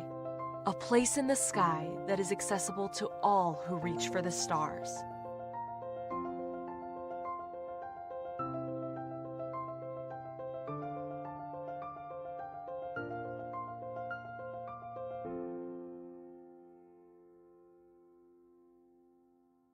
Artist to me is a creative expression of something from nothing. You know, it explodes onto the canvas, or it explodes on in my work. One of the things that I try to do more than anything is I try to just give the lines and the movements and emotions and expressions into what I do. Art really means to me a chance to express how I feel deep down inside. Most of my art begins as a thought that I might have, you know, whether it's sports, whether it's history, whether it's a woman or a man. It pretty much starts as an idea of thought before I get into the actual image of what I'm going to draw. I do a lot of historical pieces. I was a history minor in college, and I love to do history pieces. And a lot of times I'm thinking about history, and then I try to make that history impact you as you look at it. That's one of the reasons I do pictures so large. People ask me, why do I do the pictures so big? And I tell them, I want the piece to impact them as they're looking at it, to kind of dominate them, dominate their space. And most of my pieces I try to do off page. I don't try to do anything that's going to be in those four corners or in a square. And I want your imagination to be a part of the piece that you're looking at.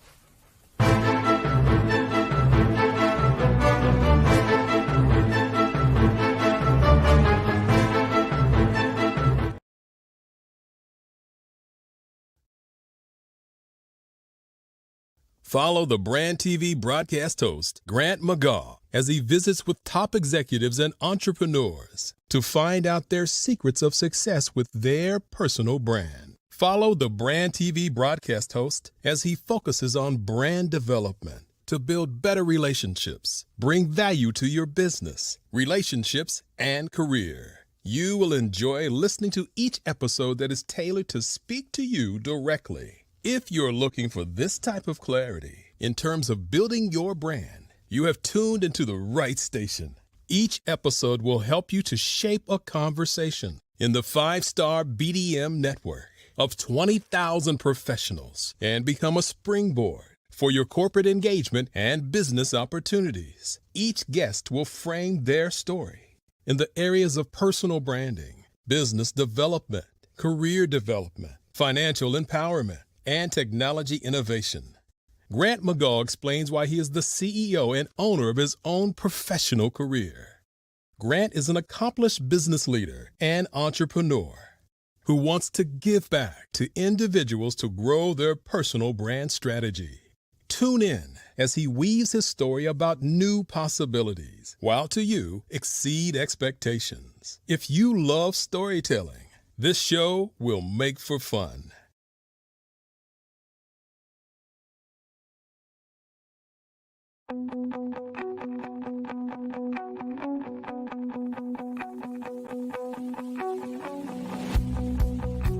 I am Black Business. From the moment I wake until the time I sleep. Yes, I am Black Business. I am Black Business. Tell me, are you Black Business? I am Black Business. Do you support Black businesses? Listen, I support Black business because I am Black Business. Black Business Expo, one of the largest business showcases in the history of Black business in the world. The world! Sign up today at www.blackbusinessexpousa.com or call 919-308-9090. I am Black Business.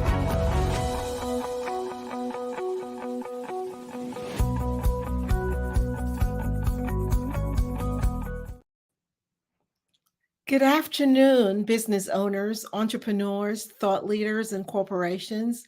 Welcome to the Black Business Network. My name is Angela Baptiste, coach, trainer, and speaker with Inspire. Today, I'm your moderator for this afternoon on the Black Business Network. The Black Business Network is a 24-hour business network showcasing Black businesses, business owners, entrepreneurs, and thought leaders worldwide. We have speakers from North Carolina, London, Singapore, Africa, Japan, and cities all over the United States. The Black Business Network is a global community sharing its business knowledge to empower, to inspire, and educate businesses about business.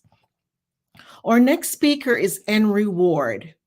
Henry Ward is the Chief Operating Officer with demonstrated experience leading high growth, high margin technology and services businesses on an international scale. He has a proven track record of successfully delivering sales, operational, and financial results in both domestic and global markets, consistently recognized for collaborative leadership and exceptional business acumen. I present to you Henry Ward.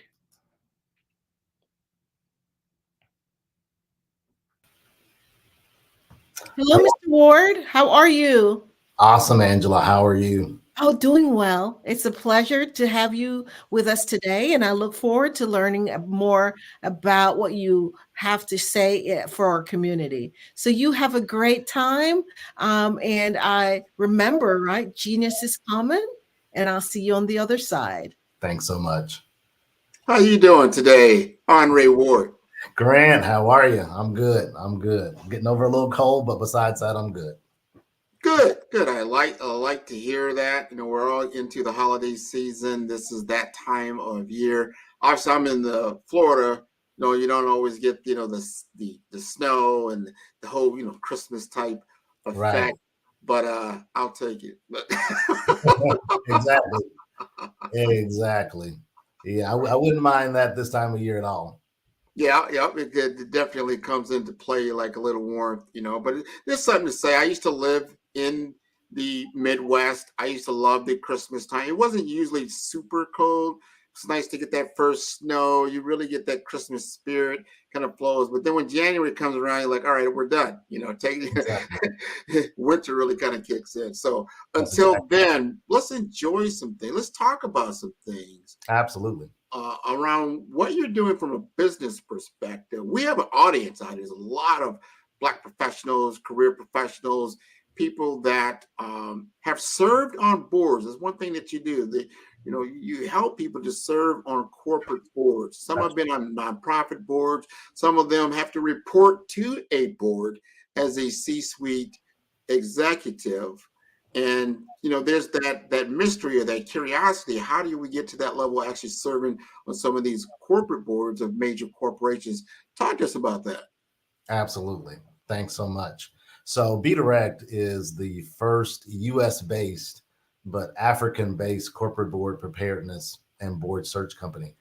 Our focus really is taking Black executives at the vice president to C-suite level, as well as Black entrepreneurs, and taking them through an 8-month training program in which they learn kind of both corporate governance from an African perspective, as well as cultural dexterity. And they're also fitted with an executive coach, and I'll talk a little bit about each one of those later. But we also serve as an executive search firm. So as the cohort, and they meet in a cohort, as the cohort is going through this training process, we are also working on their behalf with venture capitalists and private companies, public companies, private equity firms to help place them.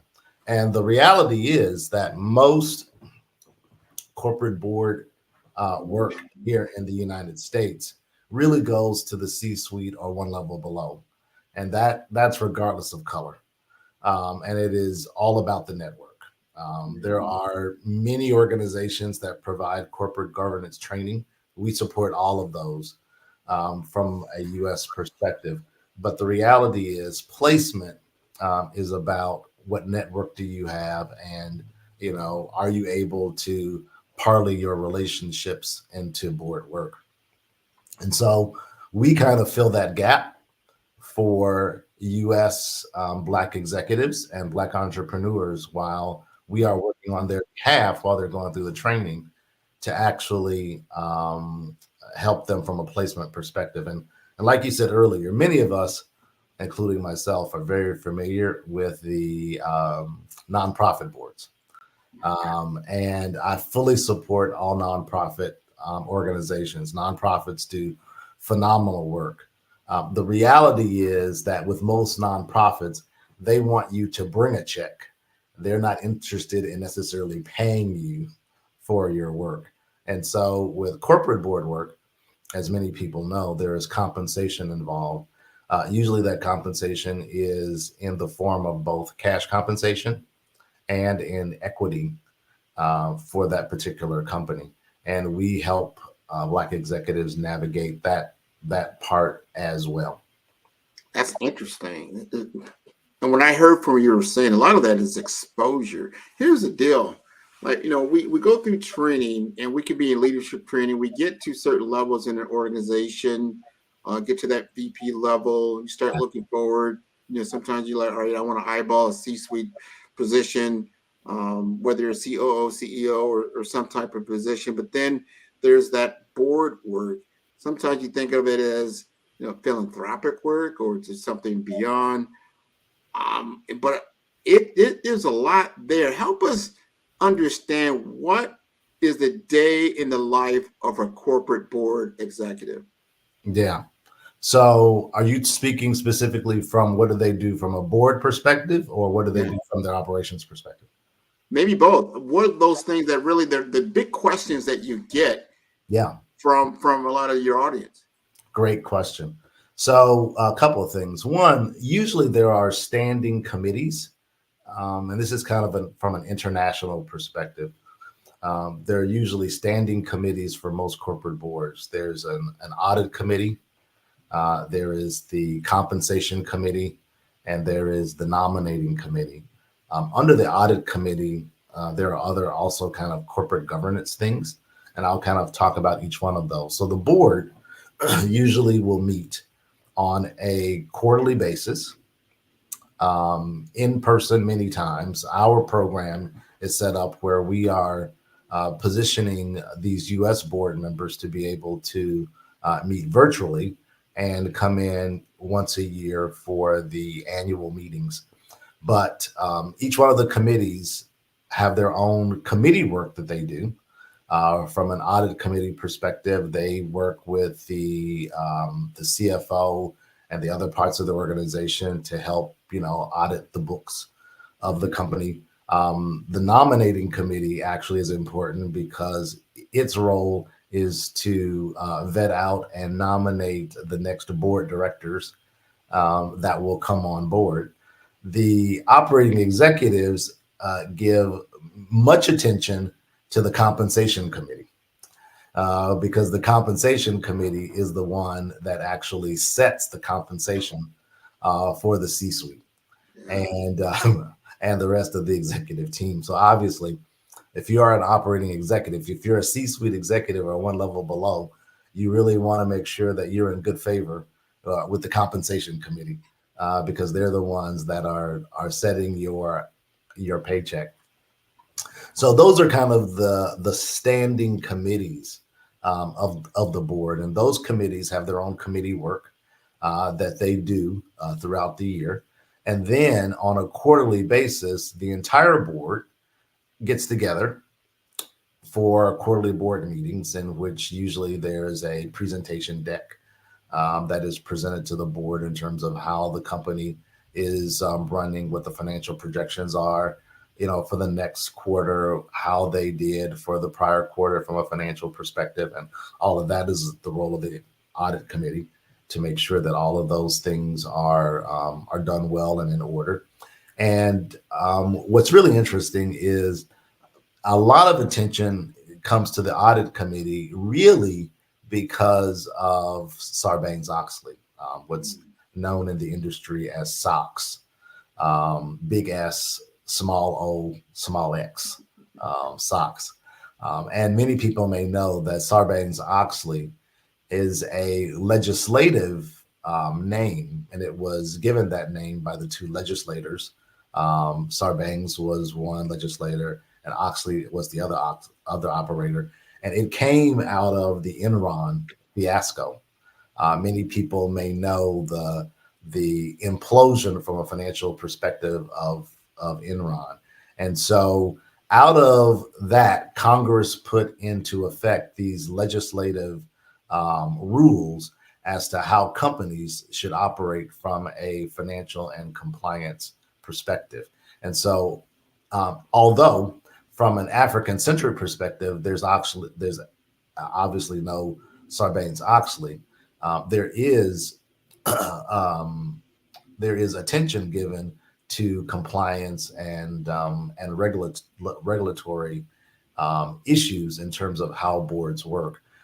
We've partnered with a company out of South Africa. They're basically they're based out of Cape Town, called Mill Park. And Mill Park actually does corporate governance training across the African continent. So although they're based in South Africa, they do training in South Africa, in Ghana, Nigeria, Ethiopia, all across the continent. And they actually focus on doing the corporate governance piece of that, whether that's audit committee, whether that's compliance, whether that is compensation, or whether that is nominating committee. We also have and this goes back to your question in terms of kind of the day in the life of, we also have a piece of our program in this 8-month program where the cohort goes through a cultural dexterity training. The reality is you cannot take a Black executive or a Black entrepreneur, regardless of skin color, right? Regardless of the amount of melanin in their skin, place them on a different continent in a different country and expect them to be successful, because they just won't. And so while many of these executives are at the VP to SVP level, many of them actually have global experience. Many of them are used to working in Europe or in Asia. Most would not have worked on the African continent. And we spend as much time talking about cultural dexterity as we do talking about corporate governance, because it takes time to be able to build up that trust with someone. And you need to really understand from a cultural perspective how these companies are operating, not just from a technical perspective in terms of their financials or their marketing plans. While all those things are important, it is not necessarily the most important. And so cultural dexterity is as important as the corporate governance piece. And so a lot of time is spent with these Black executives and with these entrepreneurs, taking them through the motions of how do you actually navigate culture from a corporate board director perspective. And think about this. Some of these companies may be privately held companies. Some companies actually may be family run companies. Now you get into interesting circumstances just here in the United States when you have dynamics of a family run board, right? Because there is much information that's driving business decisions that you are not privy to because it's family business, right? Or as when you and I were growing up, our ancestors used to say, that's grown folks' business. Exactly. So there is much information that you necessarily won't be privy to, particularly in those circumstances. So we talk about helping them navigate these circumstances so that they can be successful. Many of these folks will come with great resumes from both a industry perspective and from a functional perspective. You know, some are coming with great operational experience. Some are coming with great sales and marketing experience. Some are coming with supply chain experience. From industries perspectives, they could be coming from high tech. They could be coming from manufacturing. They could be coming from retail. We are actually industry agnostic in terms of who we are looking for. But we are looking for specific skill sets, and many of those skill sets are around the sales and marketing, the IT, the manufacturing, the retail, consumer packaged goods. Because as a board member, you want to be able to add immediate value to whatever board we're helping to place you on, right? Because the nominating committee and the CEO of that company is making a conscious decision to bring an outsider onto the board versus having that board seat being filled by someone internal. So because of that, there's going to be a lot more pressure on that outside director to say, okay, how are you paying for yourself, right? What specific skill set are you bringing to the table besides just understanding kind of the governance part of the board work? And all of that is important and all of that is good, but that doesn't necessarily differentiate you from another person inside of the organization. The other thing that many of these CEOs are looking for, and we don't necessarily talk about this a lot here in the United States, but another thing these CEOs are actually looking for is diversity of thought. So in the United States, we talk about different diversity, diversity, equity, and inclusion, DEI. And we usually talk about that in terms of race and gender. What we're looking for is diversity of thought. So if you bring someone from the United States onto a board, say in Ghana, or onto a board, say in Kenya, you're going to, by kind of definition, these are primarily Black-run companies, and we are specifically focused on Black executives. And so the diversity issue is not, from a color perspective, is not one that we are focused on tackling, but we are focused on tackling diversity of thought. What additional skill sets are you bringing to the table around your functional expertise? Whether that's finance or marketing or supply chain, what specific skill set are you bringing to the table around your industry experience? Whether that is technology or consumer packaged goods or retail. So those are the types of diversity functions that we are really focused on to help these companies. Because again, like I said, these guys are looking for whoever they bring on to add value immediately, right? And so, and because of the fact that they're making a conscious decision to go outside, they are actually looking for what value are you adding to this company that will help us in specific places. I agree. And I would also add to that, I would figure if I'm a corporate board, or I'm running a corporation on the African continent, and I'm looking for US, possibly somebody from the US to join our team, they got to bring their relationships. I would be wondering, like, wow, are we expanding our operations into the US and vice versa, that type of thing? And then because of that relationship, you become our brand ambassador. That's right. So to speak, for what we're looking to accomplish. So if I'm going to invest in you, you're going to invest in us, and there's a mutual arrangement or a mutual understanding of that. And I would hope. Now, are you looking for potential board members that are already have board experience at Fortune 500 companies? Or are you looking for, I know you already mentioned nonprofit, but they could be private companies as well. And I think I know there's different governance, whether you are a publicly traded company or a private company.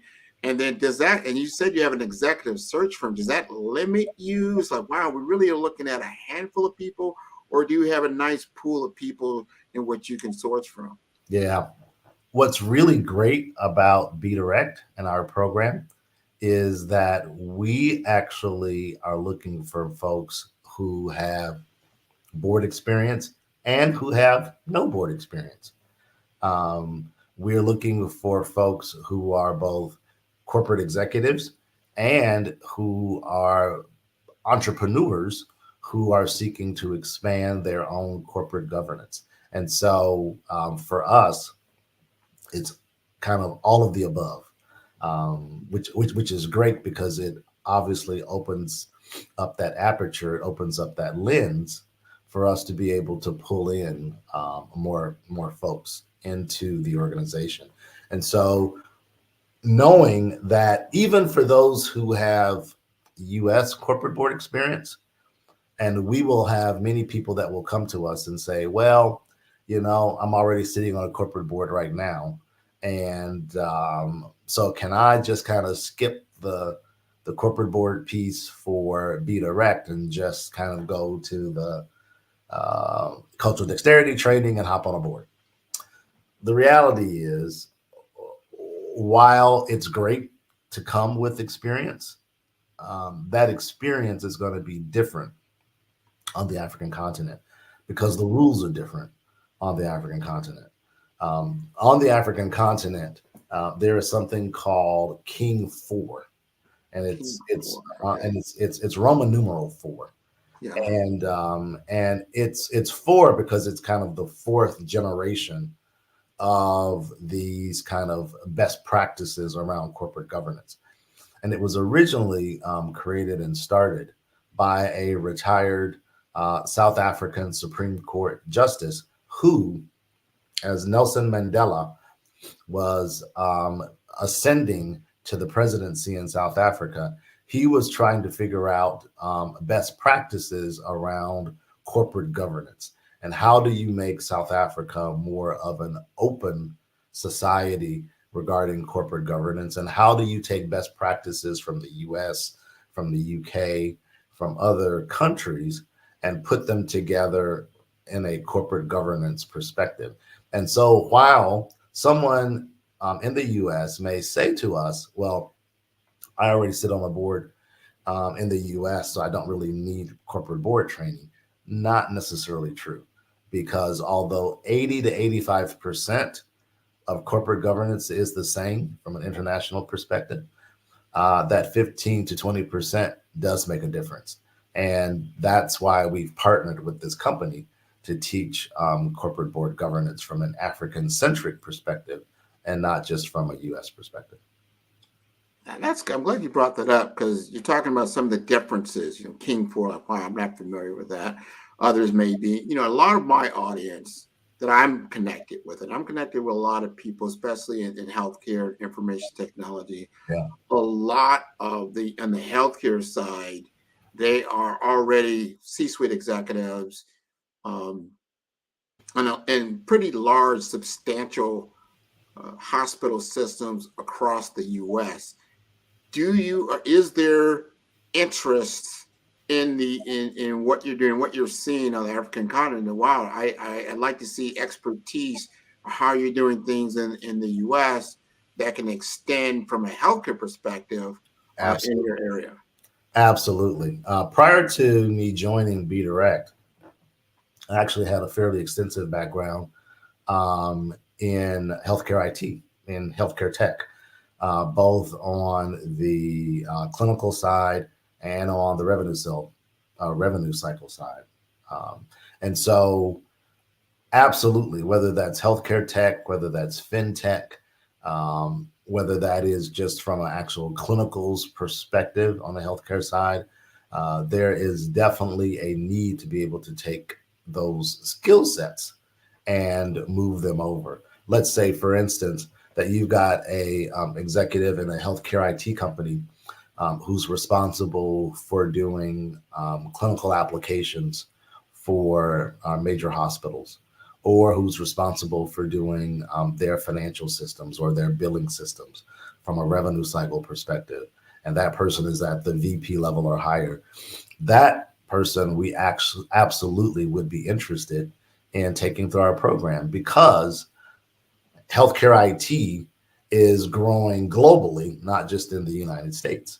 And so we want to be able to take advantage of all of those skill sets, particularly in the technology space, whether that's fintech, healthcare tech, all of those pieces we want to be able to take advantage of. Now, let's say, okay, you got my interest. I'm a health IT executive. I fit that profile. What other things are you looking for as a current state that you would say, okay, you are a candidate for our cohort? What exactly are you looking for whether that's skill sets, it's experience, that type of thing that you feel like, all right, you would be a good fit. This would be something, because I know you take a cohort, which is a class of people. I don't know how big they are. They're 20, 30, maybe they're 10 and 5. I'm not sure. Talk to us about that. Yeah, absolutely. So our first cohort has 7 people in it. We started that cohort in September of this year. They will complete in April of 2024. We are in the process right now of actually beginning to look at our next cohort, which will start around June of 2024. And we're looking at that cohort being around 15 folks to fill that out. And so we're looking for folks, again, at the vice president to C-suite level, multiple types of skill sets, we are, again, industry agnostic, although we love those in the healthcare IT field. We love anyone in the technology field because, like in most places, tech is exploding on the African continent. And so if you can bring those skill sets to an organization, whether that's e-commerce skill sets or, fintech, healthcare IT tech, whatever, that would be great. We are also, one thing that we haven't really talked a lot about is Black entrepreneurs.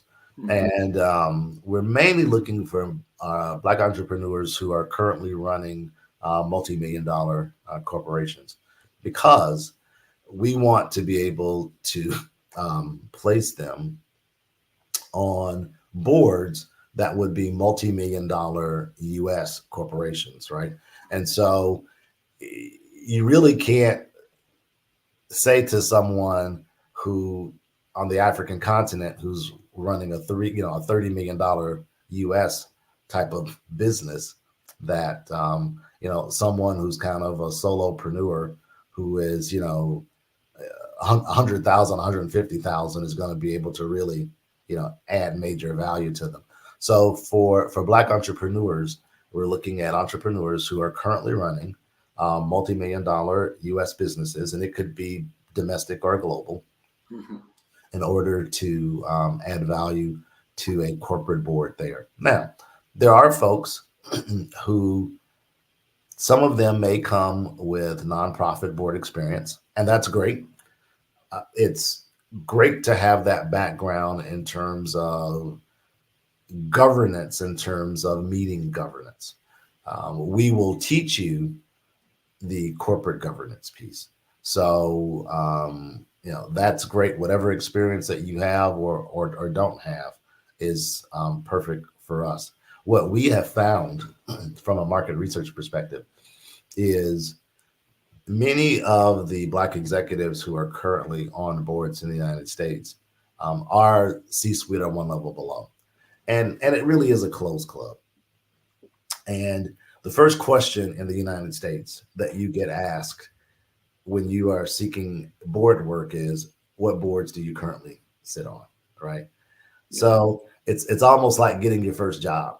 You can't get a job without having experience, and you can't get experience without having a job.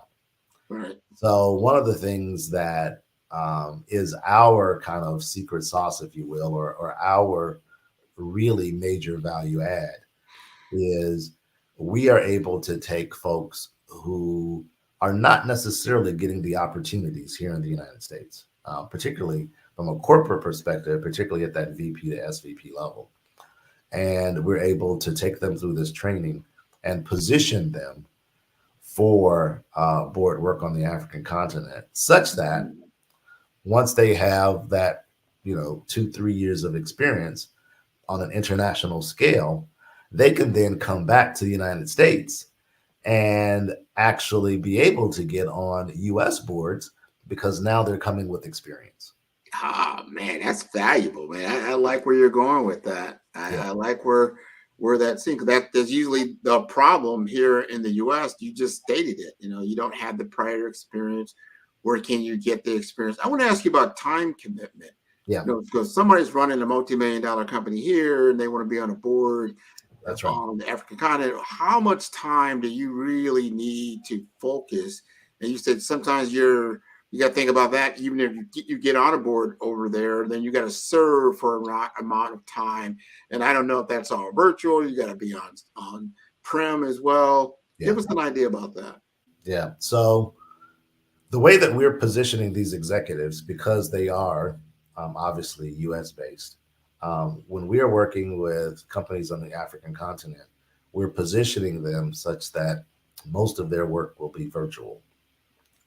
Most of the meetings, and one of the few good things that came out of COVID was being able to do platforms like this where you could do virtual meetings, right? The focus of virtual meetings has exploded based on the fact that during COVID, we couldn't meet in person. Right. So what we are positioning these Black executives with their companies on the African continent is they will meet with their committees on a virtual basis. They will do the quarterly meetings on a virtual basis and be in person at least once a year for the annual meeting. Okay. Now, there is, to your point earlier, there is a time commitment, because whether you're on the nominating committee or whether you're on the compensation committee or whether you're on the audit committee, there is time associated with each one of those. Now, the biggest time commitment would be the audit committee, because that's the committee that's responsible for really looking at the financials on a quarterly basis or however often they meet, to make sure that things are in line from a financial and a compliance perspective. The nominating committee usually is focused on an ad hoc basis. Who do we want to bring on from a new board member perspective, right? The compensation committee usually is focused on a once per year focus, because of the fact now they may meet quarterly as a committee, but their big job is looking at what's the compensation going to be for the executive leadership team for the ensuing year. So there are time commitments, which is why you may get people that sit on 2 or 3 boards, but they also have to understand, particularly if they have a day job, that there is commitments in terms of time commitments for that, in terms of doing their committee work. Excuse me. The other thing that I will say is that the smaller the company, usually the more the executive team will be looking at the board member, not just working from a board perspective, but also from a mentoring perspective. Particularly when you're looking at these small to mid-sized companies, much of the executive operating committee is looking to the board to help mentor some of the executive leadership team in terms of helping them, let's say, navigate into US markets, or if they're bringing specific skill sets around technology or around sales and marketing, helping them navigate that as well. That's all interesting, and because it's work, but if you're getting paid for the work, it's worth your time. Exactly. Yeah. That's gotta be it. Are you, when it comes to getting cohorts or people interested in your program, because you've been doing this now for, I guess, a couple of years. I know you've really got to go. First, before I even answer that question, tell us about your founder. I saw some of the work that he's done. you seem to be really, really involved in what he's doing. And so talk to us a little bit about the culture of Be Direct. Absolutely. So Larry Yon, Y-O-N, Larry Yon, who is our founder, likes to say that Be Direct is getting all of the benefit of the failures that he had with his prior businesses on the African continent. So Larry has actually been doing work on the African continent now for close to 20 years. In addition to Be Direct, Larry also runs a cybersecurity company. And he also runs a call center company whose operations are based out of South Africa. In addition to that, Larry works very closely with the U.S. Department of Commerce and also with South African and Ghanaian and other African country governments to help bridge the gap between U.S. commerce and commerce on the African continent. And so he is very adept in terms of navigating culture. And he talks about the fact that that wasn't always the case. You know, he wishes he had a program like Be Direct when he first started out, because he made a lot of mistakes in terms of not understanding how culture plays such a major part. You know, whether we like to think about this or not, we in the United States are Western thinking. Yeah. We may not like that terminology as African Americans or Black folks, but we are. We have been brought up in a Western culture, and we are Western thinking.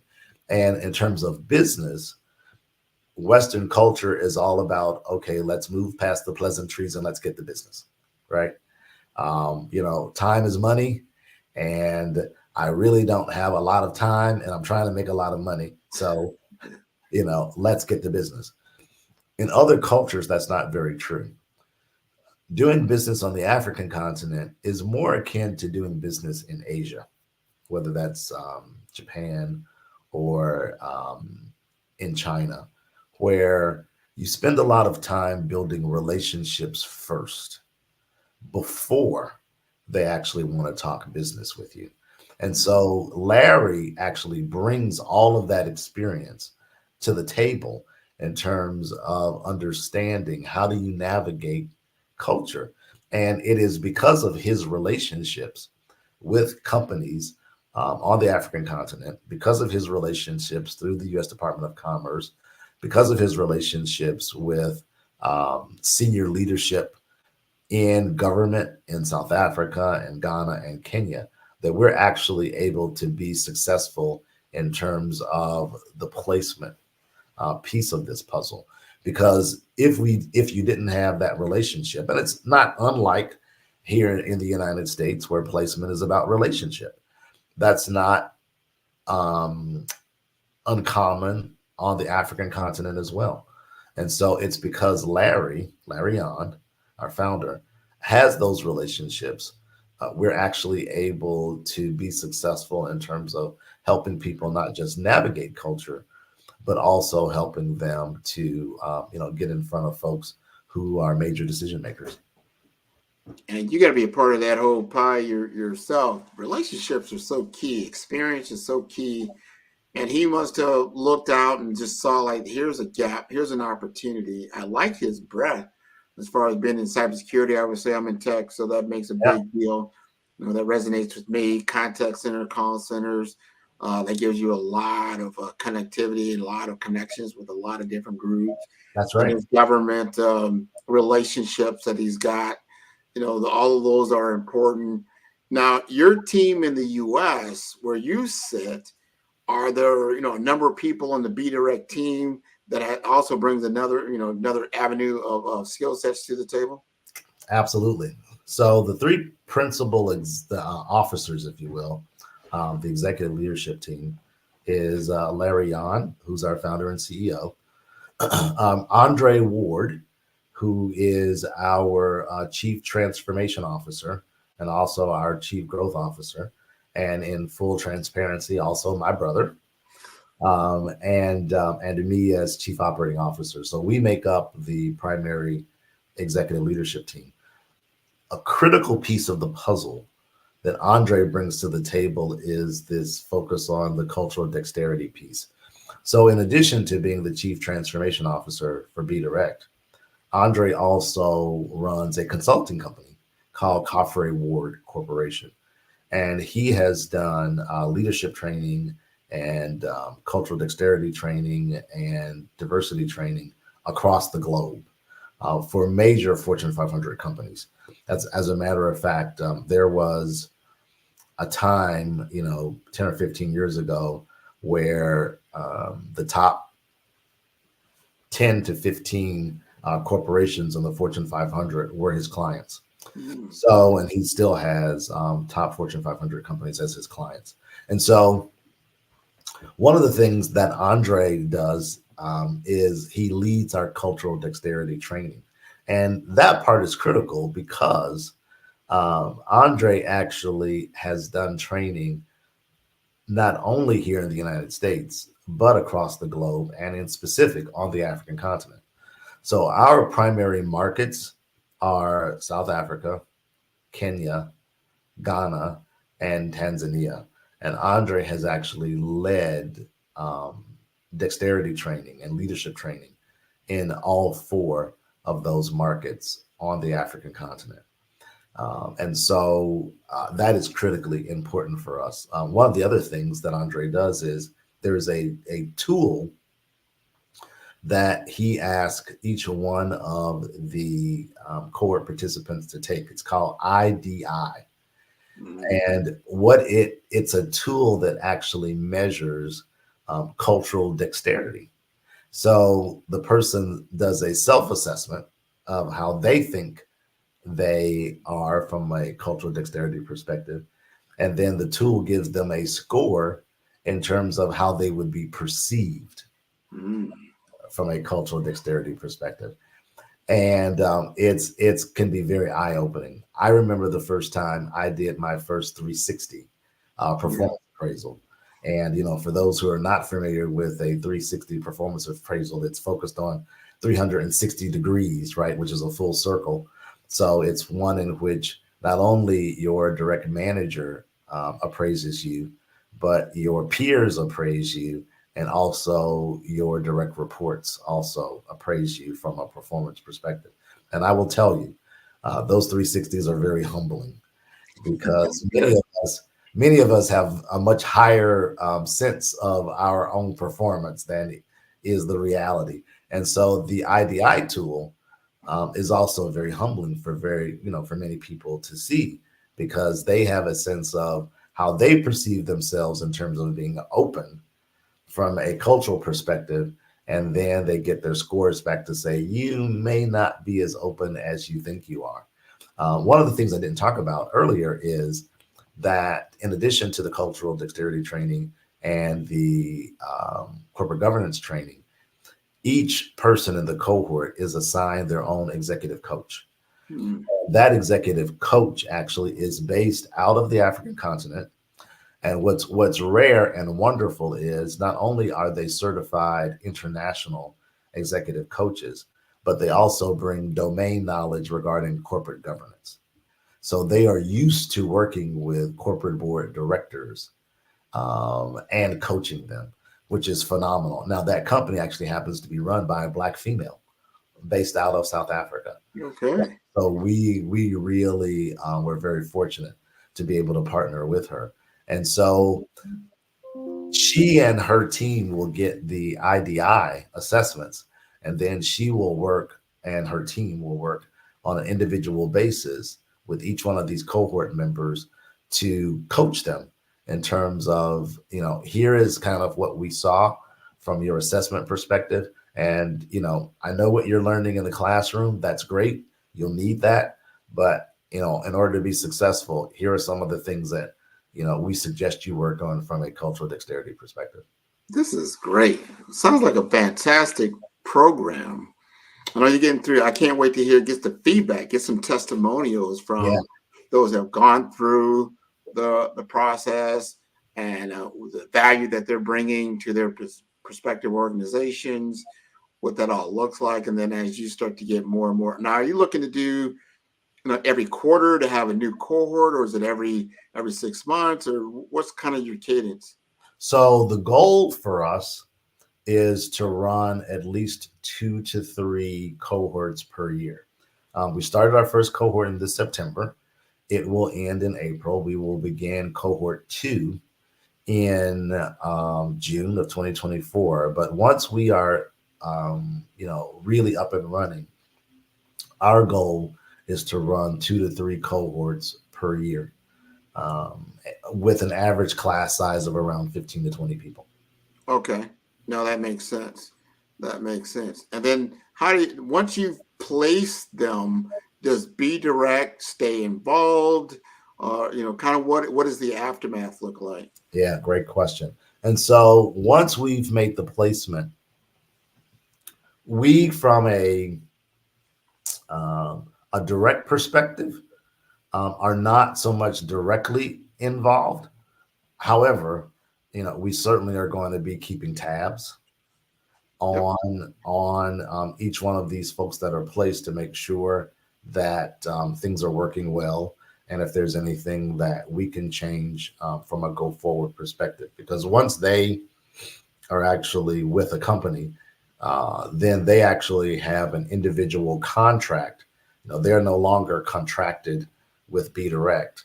They are contracted with this African company from a corporate board perspective. And so, obviously there is, arm's length things that we have to understand, because we don't have necessarily, we're not directly involved on kind of the day-to-day with that company, but we certainly keep tabs, and we'll keep tabs on those going through the program to make sure if there's other things that we can do better.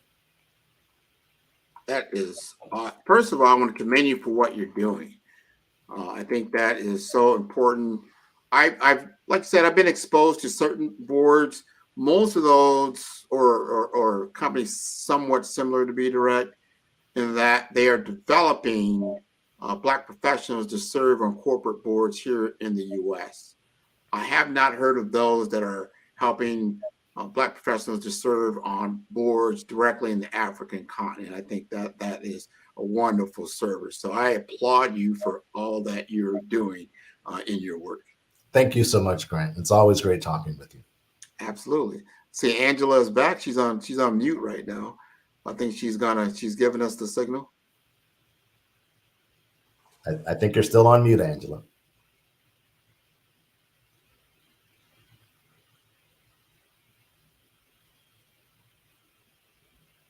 Oh, she's still there. I don't know. She can't take herself out. Oh, there she is. My mouse was just acting up. It would not take me back over to that next screen.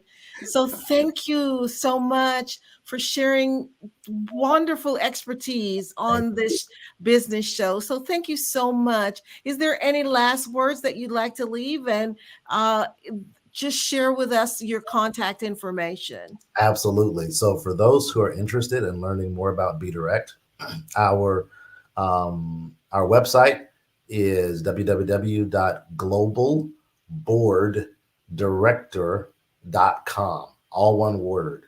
Global Board, BOARD, director.com. That will take you to the Be Direct website. If you would like for us to contact you directly, you can send information to info@globalboarddirector.com, all one word, and we will be more than happy to respond to you. Awesome. Thank you so much. And always remember that genius is common, and I'll see you on the other side. Thank you so much, Angela. Have a great day. Thank you.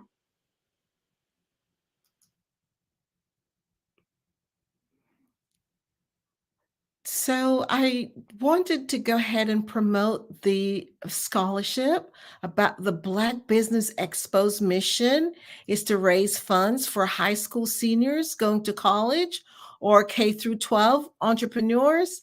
This expo is a fundraiser for students.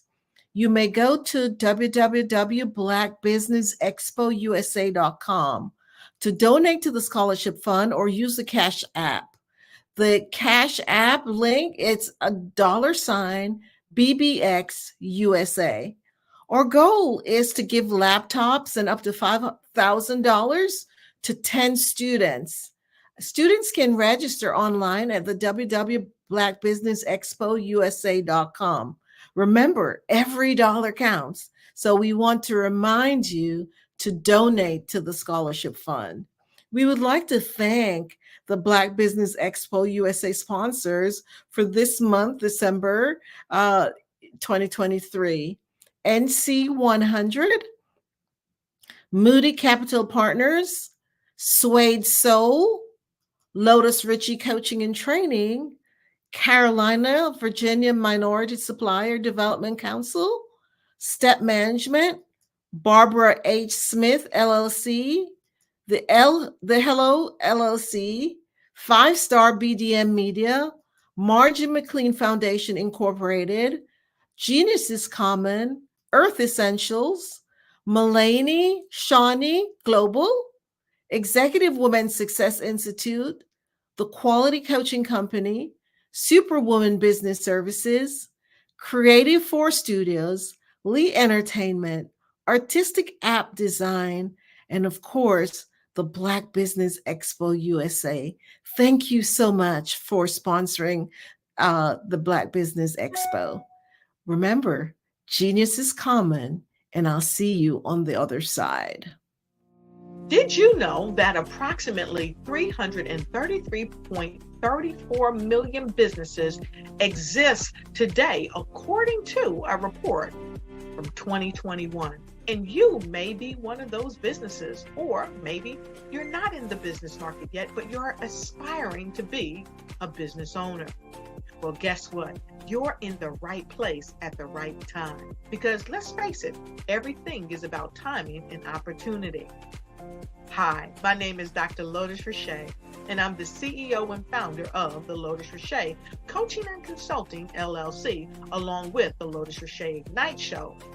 15 minutes of success with Dr. Lotus Richey, as well as books to boom your business and bring who you are. And today, I want to bring this amazing message to you about the Black Business Network and the Black Business Olympics. See, the Black Business Network and the Black Business Olympics is designed to help people just like you, that's right, that look like me, to take their business to the next level. Not just in your front yard or your backyard, but globally. The Black Business Network and Black Business Olympics is designed not to just help you survive, but to help you thrive. So join us today as we come together with businesses all around the world to support our students, our children, our young teens, our young entrepreneurs. What we do is we come together to help raise funds for students who are aspiring to be business entrepreneurs, who are aspiring and who are thriving in college. We endow them with a wonderful opportunity to gain scholarship of either a laptop or several thousands of dollars. And we invite you to help be a contributor to this amazing opportunity to help someone that looks just like you. So join us today at our website and let us connect with you and help you ignite and take flight in every area of your life on the Black Business Network and the Black Business Olympics. I'll see you on the other side.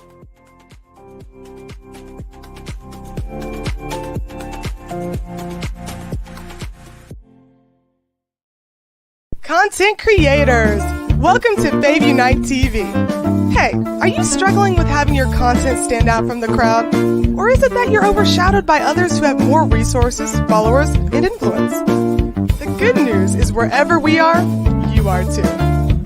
We help you grow your online presence and optimize your visibility, which gets you closer to your audience so you can build trust and loyalty. By using the power of our network, we help you build yours. Babe Unite is a powerful tool to connect you with your friends, followers and fans. And when fans rule, everyone wins. Join us. FAVE stands for Fans, Artists, and Venues. Submit your content today.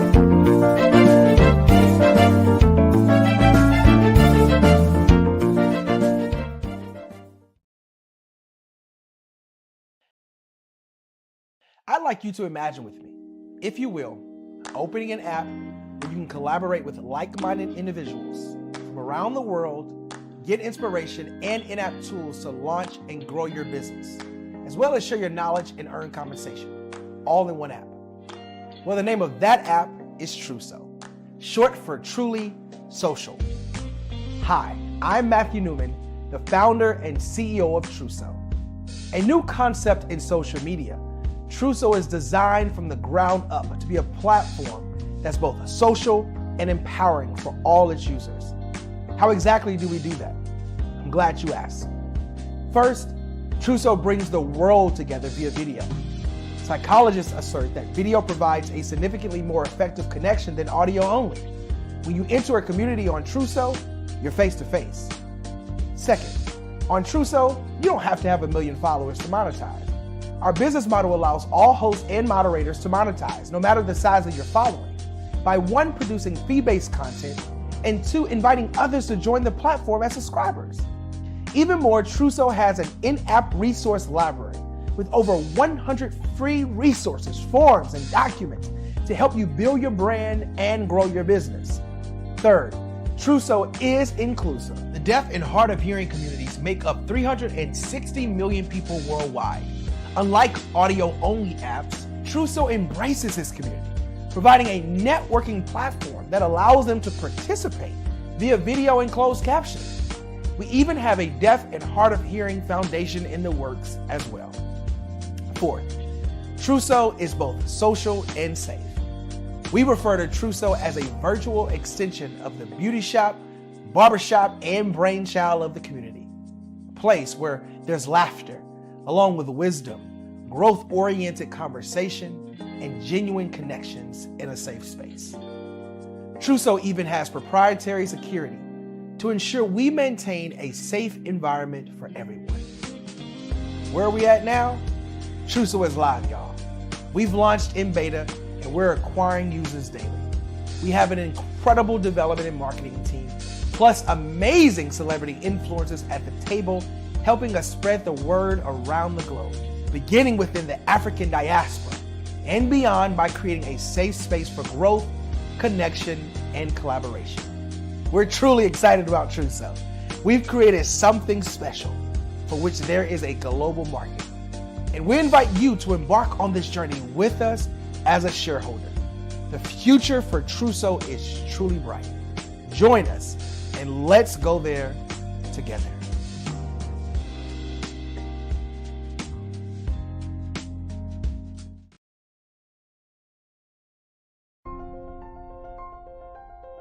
What if you could build your own city? A place where every child can find nurturing people to help them achieve their full potential. A place where every adult can access job training support. Where health education is abundant. Where social justice ruled the land. A place without limitations. Welcome. You have arrived at STEM City USA. It is what every city should be. A safe and trusted community where you find people and resources to help you become everything you are and beyond. STEM City is unlike anything you have ever experienced. It is a digital twin of the world around you, only better. STEM City is about energy and soul renewal. It is more than a digital world. You can almost feel the power of live cultural events, music, and theater. STEM City promises a better future for children with caring mentors and hands-on activities with dedicated tutors to support our youth. STEM City is your passport to a healthy lifestyle with weekly events addressing our community's many issues. STEM City is your financial well-being with helpful information on wealth management, career advancement, job training, and so much more. STEM City is the community you deserve. It is the city where your dreams can come true. STEM City USA, a place in the sky that is accessible to all who reach for the stars.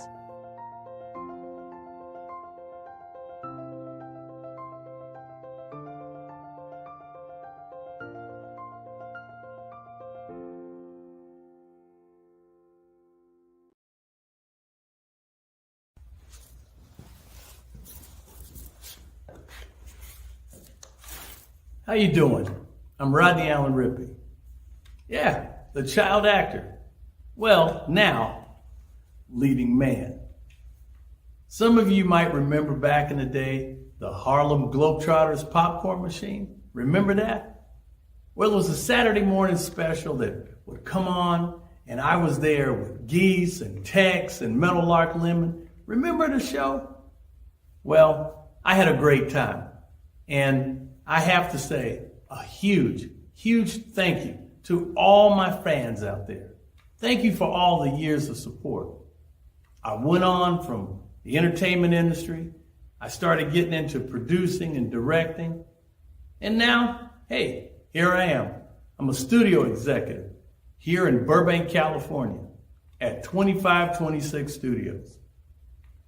I have to say, it's been pretty good, but the best is yet to come. Please stay encouraged. Keep reaching for your dreams and never forget that genius is common. Remember that. Genius is common. No matter what anyone says to you, no matter how tough the road may get, keep striving. Keep reaching for your dreams. And always know that you are worth it. Everything that you put into yourself, everything good that you pour into your life, you are worth it.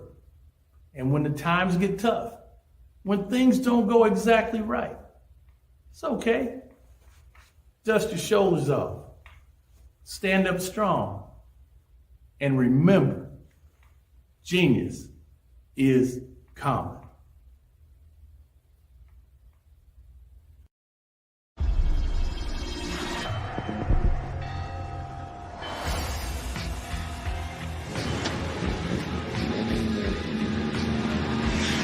La connexion BU. La connexion BU.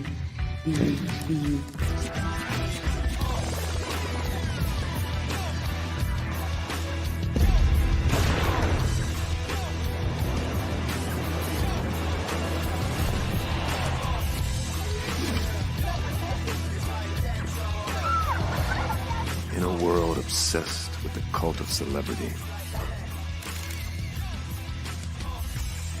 I challenge you not to aspire to anyone else's greatness, but instead strive to reveal and ignite the greatness within you. Are you serious? I totally think that's it. Hey. No! Hey! To me, sexy is a man that knows who he is and what he wants. Okay. He's comfortable. You look at him, you see him, he's just comfortable being himself. And you're like, baby, be you. Be you, baby. Just be you. I like it. Introducing the BU collection, exclusively available at K&G Fashion Superstore. Hello, this is Israel, and I am CEO of Daydreams Interactive and author of Princess Planet. So, genius is common, and as a kid, I loved to daydream. Even as an adult, I loved to daydream. And when my daughter became 6 and loved princess characters, but we just could not find the diversity that showed her, we created our own characters. So, for instance, you have Princess Nulu right here. Princess Nulu is from Uganda, and her genius is that she loves to take care of animals. She can actually even listen and hear what they say. And then we have Princess Isabella right here. Princess Isabella, she's from Cuba, and her genius is biochemistry. One day she hopes to eliminate disease. Then we have Princess Nia right here, And Princess Nia is based off of my daughter. And she is what she wants to be, the greatest dancer alive. So that's her genius. So what's your genius?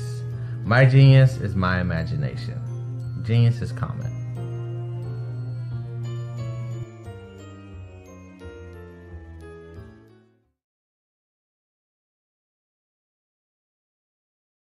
Sometimes you got to hear the news from the Black perspective, and more specifically, Black publishers. And that's exactly why you have to download the Hey Tie app, the largest mobile app delivering breaking news, videos, and podcasts from 200 of your favorite Black publishers. Yes, 200 Black publishers delivering news as it happens, literally all in one app. Go to HAYTI.com or download the app in the Google Play Store or Apple App Store. It's completely free, along with information that you can trust, so go check them out.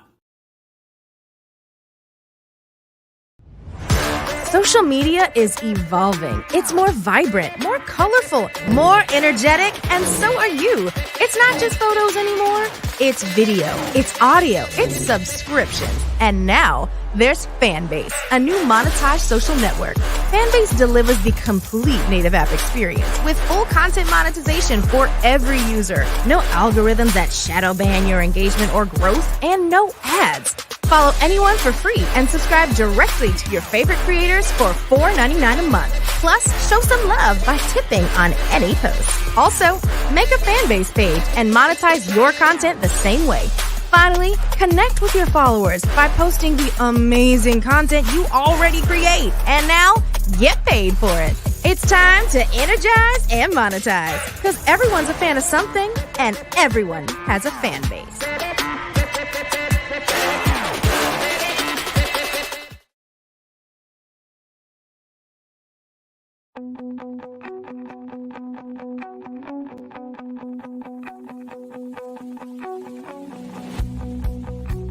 I am Black Business. From the moment I wake until the time I sleep. Yes, I am Black Business. I am Black Business. Tell me, are you Black Business? I am Black Business. Do you support Black businesses? Listen, I support Black business because I am Black Business. Black Business Expo, one of the largest business showcases in the history of Black business in the world. The world! Sign up today at www.blackbusinessexpousa.com or call 919-308-9090. I am Black Business.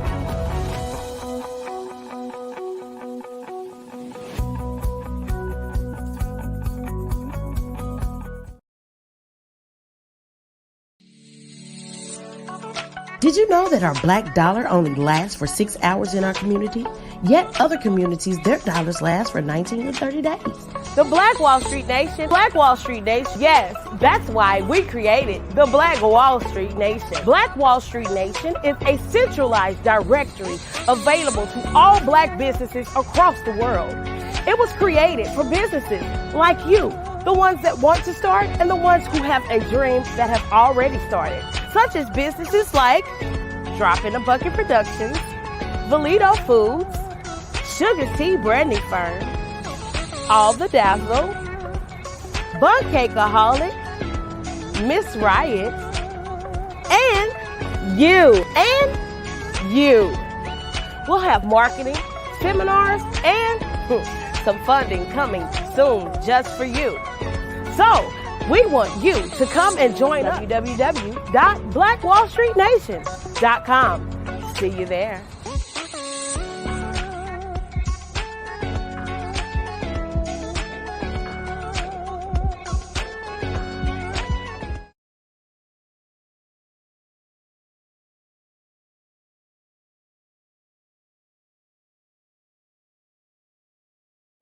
Ladies and gentlemen, and fellow professionals, please allow me to introduce myself.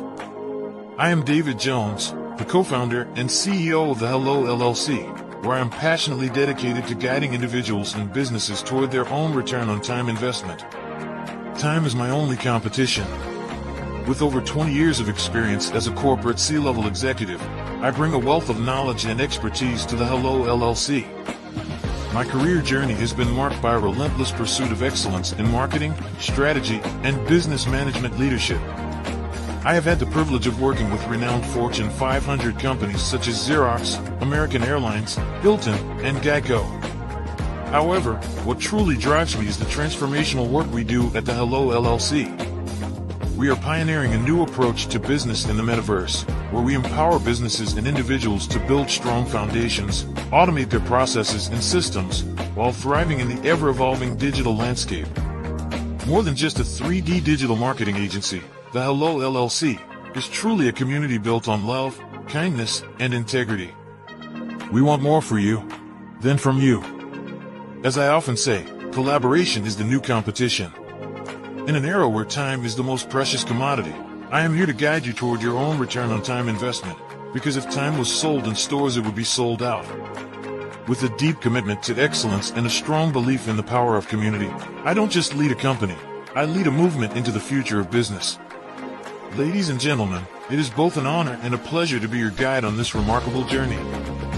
I am David Jones, and together, we will embrace a future marked by success, collaboration, and the transformative work we do at the Hello LLC. Hello stands for helping everyone live life optimally.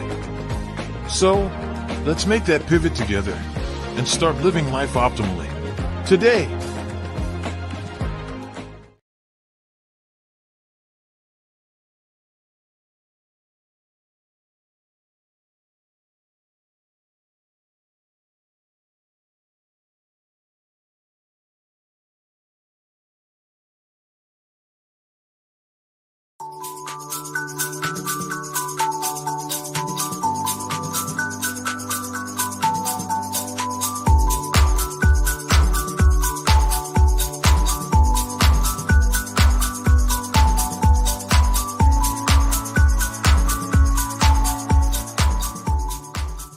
I have my PhD in biomedical informatics, and I tend to focus and get really passionate around genomics, particularly when we talk about genomics for precision health, genomics for community and population health, so on and so forth, and some of the disparities and differences that manifest themselves in the human body based on your heredity, your ethnicity, your environmental impact and stimulus that's coming from outside of your control, and how that impacts the way you ingest medicine, the way your body takes in that medicine and delivers it throughout your cells.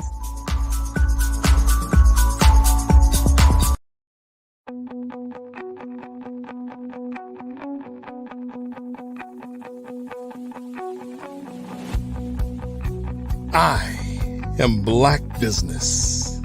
From the moment I wake until the time I sleep. Yes, I am Black Business. I am Black Business. Tell me, are you Black Business? I am Black Business. Do you support Black businesses? Listen, I support Black business because I am Black Business. Black Business Expo, one of the largest business showcases in the history of Black business in the world. The world!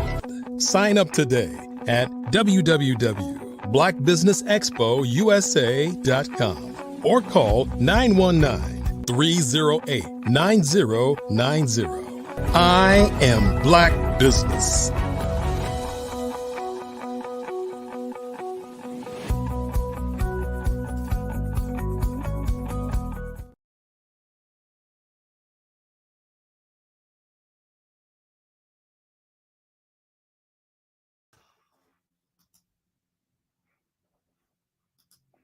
Good afternoon, business owners, entrepreneurs, thought leaders, and corporations. Welcome to the Black Business Network. My name is Angela Baptiste, a coach, trainer, and speaker with Inspire. I will be your moderator for this afternoon on the Black Business Network. The Black Business Network is a 24-hour business network showcasing Black businesses, business owners, entrepreneurs, and thought leaders worldwide. We have speakers from North Carolina, London, Singapore, Africa, Japan, and cities all over the United States.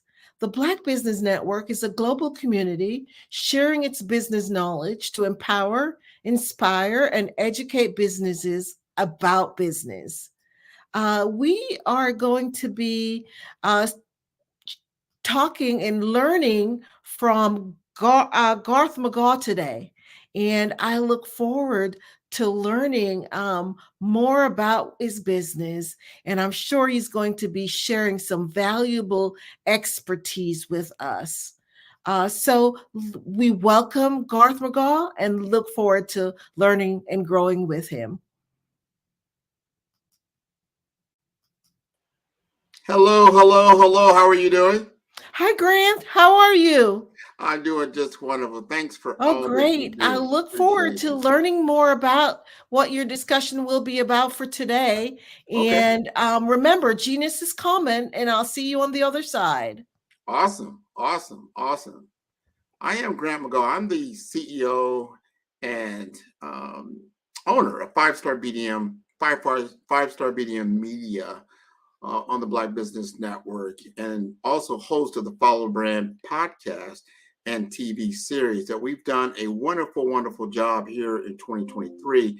And we want to bless you all with an opportunity to actually learn from industry experts such as myself and my partner, Sydney Warnsby, around the Power Booster Forum. So I want to thank all of you for joining us as we gather here today. And we want to stand at a pivotal crossroads in our business journey. I want to talk about the Power Booster Forum, which is more than just an event.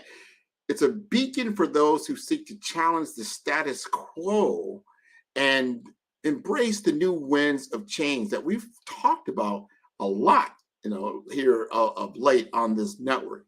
So in our rapidly evolving business landscape, our common enemy is complacency. And stagnation is not just a pause, it's a regress. So in an age where data is king, let me share some startling facts in this pivotal moment as we navigate the complexities of the modern business world. But let us pause and reflect on a sobering reality. And that is the cost of standing still in business, which is not merely a missed opportunity, it's a step towards decline and potentially oblivion. Consider this. Recent data reveals that approximately 50% of businesses fail within the first 5 years. And for those who survive, only 1/3 make it past the 10-year mark. Why? A significant factor is the inability to adapt to change, to evolve with market demands and technological advancements. But let's dwell deeper. The global market is evolving at an unprecedented pace. The advent of artificial intelligence, big data, and the Internet of Things is not just changing the landscape, it's reshaping it entirely. A study by McKinsey & Company highlights that businesses that embrace digital transformation improve their efficiency by more than 40% and their customer engagement by 35%. Now let's bring this closer to home. In the retail sector, for example, e-commerce sales are expected to reach $6.5 trillion by 2023. This is not just a trend, it's a paradigm shift. Traditional brick and mortar stores that resist this shift find themselves struggling against an ever-rising tide. In the service industry, customer expectations have skyrocketed. With the world at their fingertips, customers seek instant gratification and personalized experiences. Businesses that fail to leverage data analytics and customer relationship management tools find themselves outpaced by competitors who do. But it's not just about technology, it's about mindset. The Harvard Business Review states that one of the primary reasons businesses fail to innovate is cultural resistance to change. This resistance forms an invisible barrier, stifling growth and adaptation. So what does all this mean for us here today? It means that standing still is the riskiest move of all.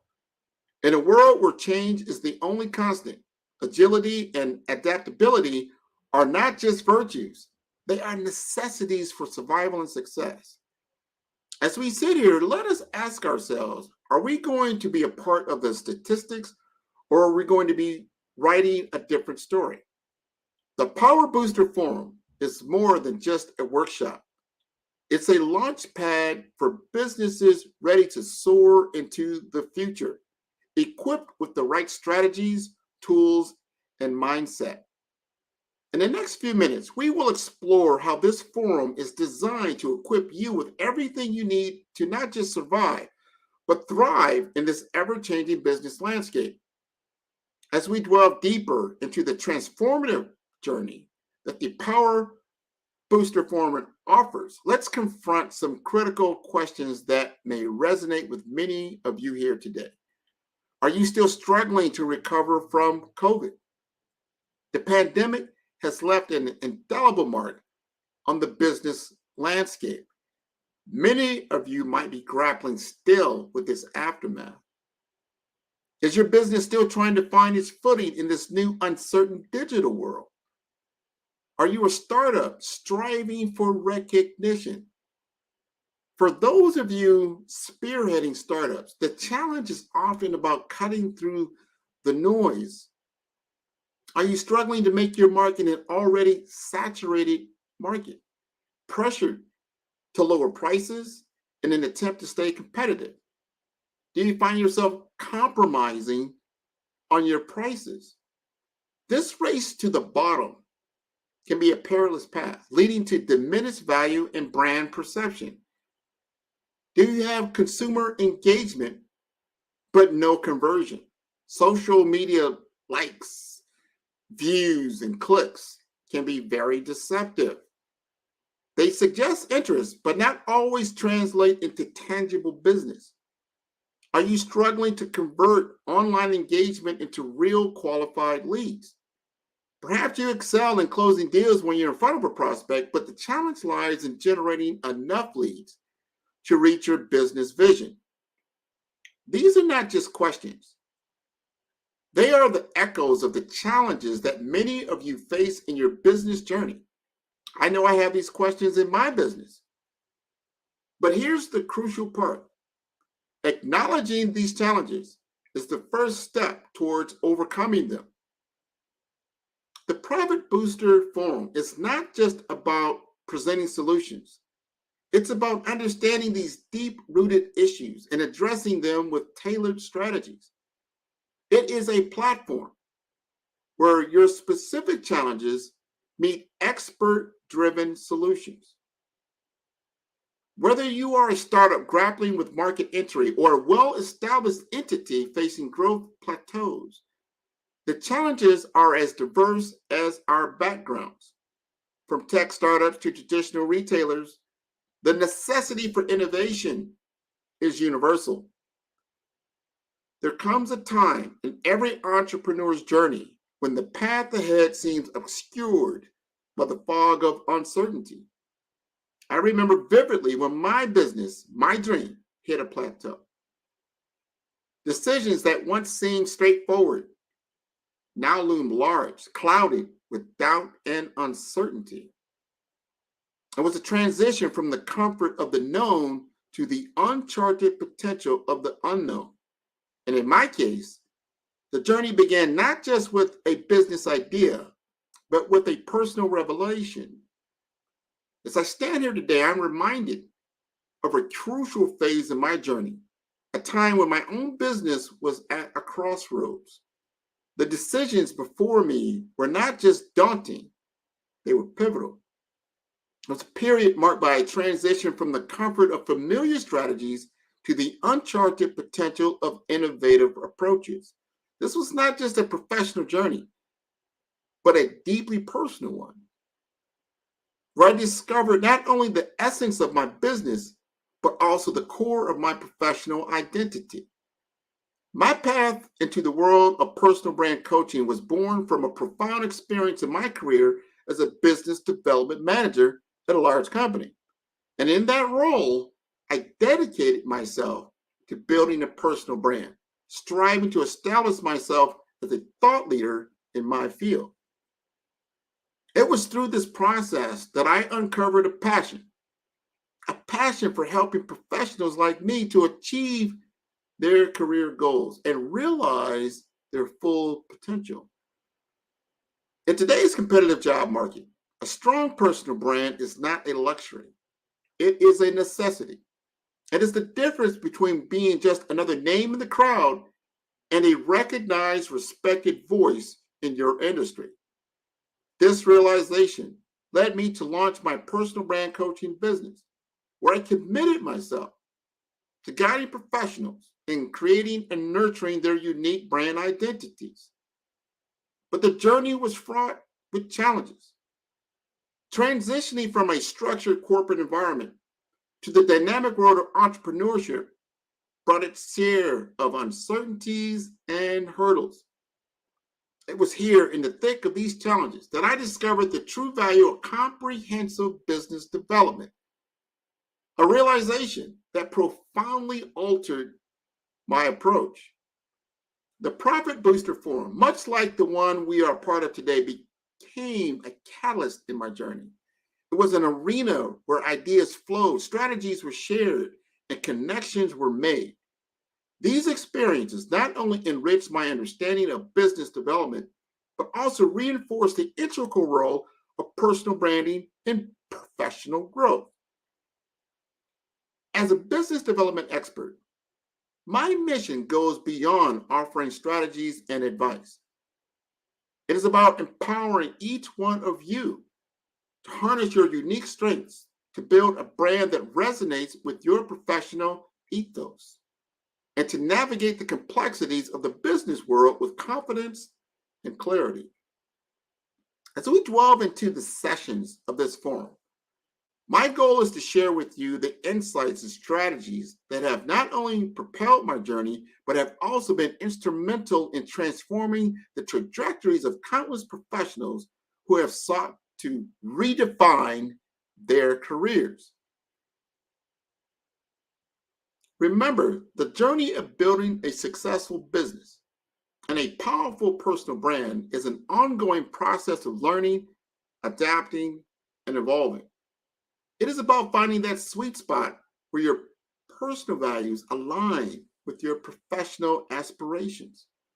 And that, ladies and gentlemen, is the essence of what we aim to achieve through the Profit Booster Forum. Let us shift our focus to a fundamental aspect of our participation in the Profit Booster Forum, the financial benefits and the return on your investment of time and money.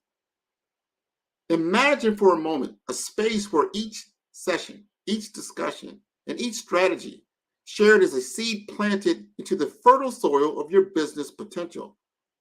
The Profit Booster Forum is precisely that fertile ground, designed to cultivate and nurture those seeds into tangible, flourishing results. Over an intensive 4-week course, this forum is not merely a congregation of theories and hypotheticals. It is a crucible of practical, actionable strategies. These strategies are the culmination of years of expertise, research, and real-world application. They are designed to deliver measurable returns, not in years or months, but almost immediately. So let's talk numbers, for they tell a compelling story.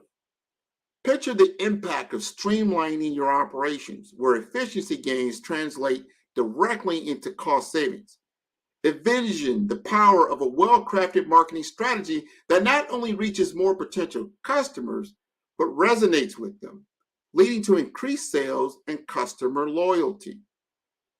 Imagine harnessing the power of data analytics to make informed decisions, reducing risk, and seizing opportunities that were previously hidden.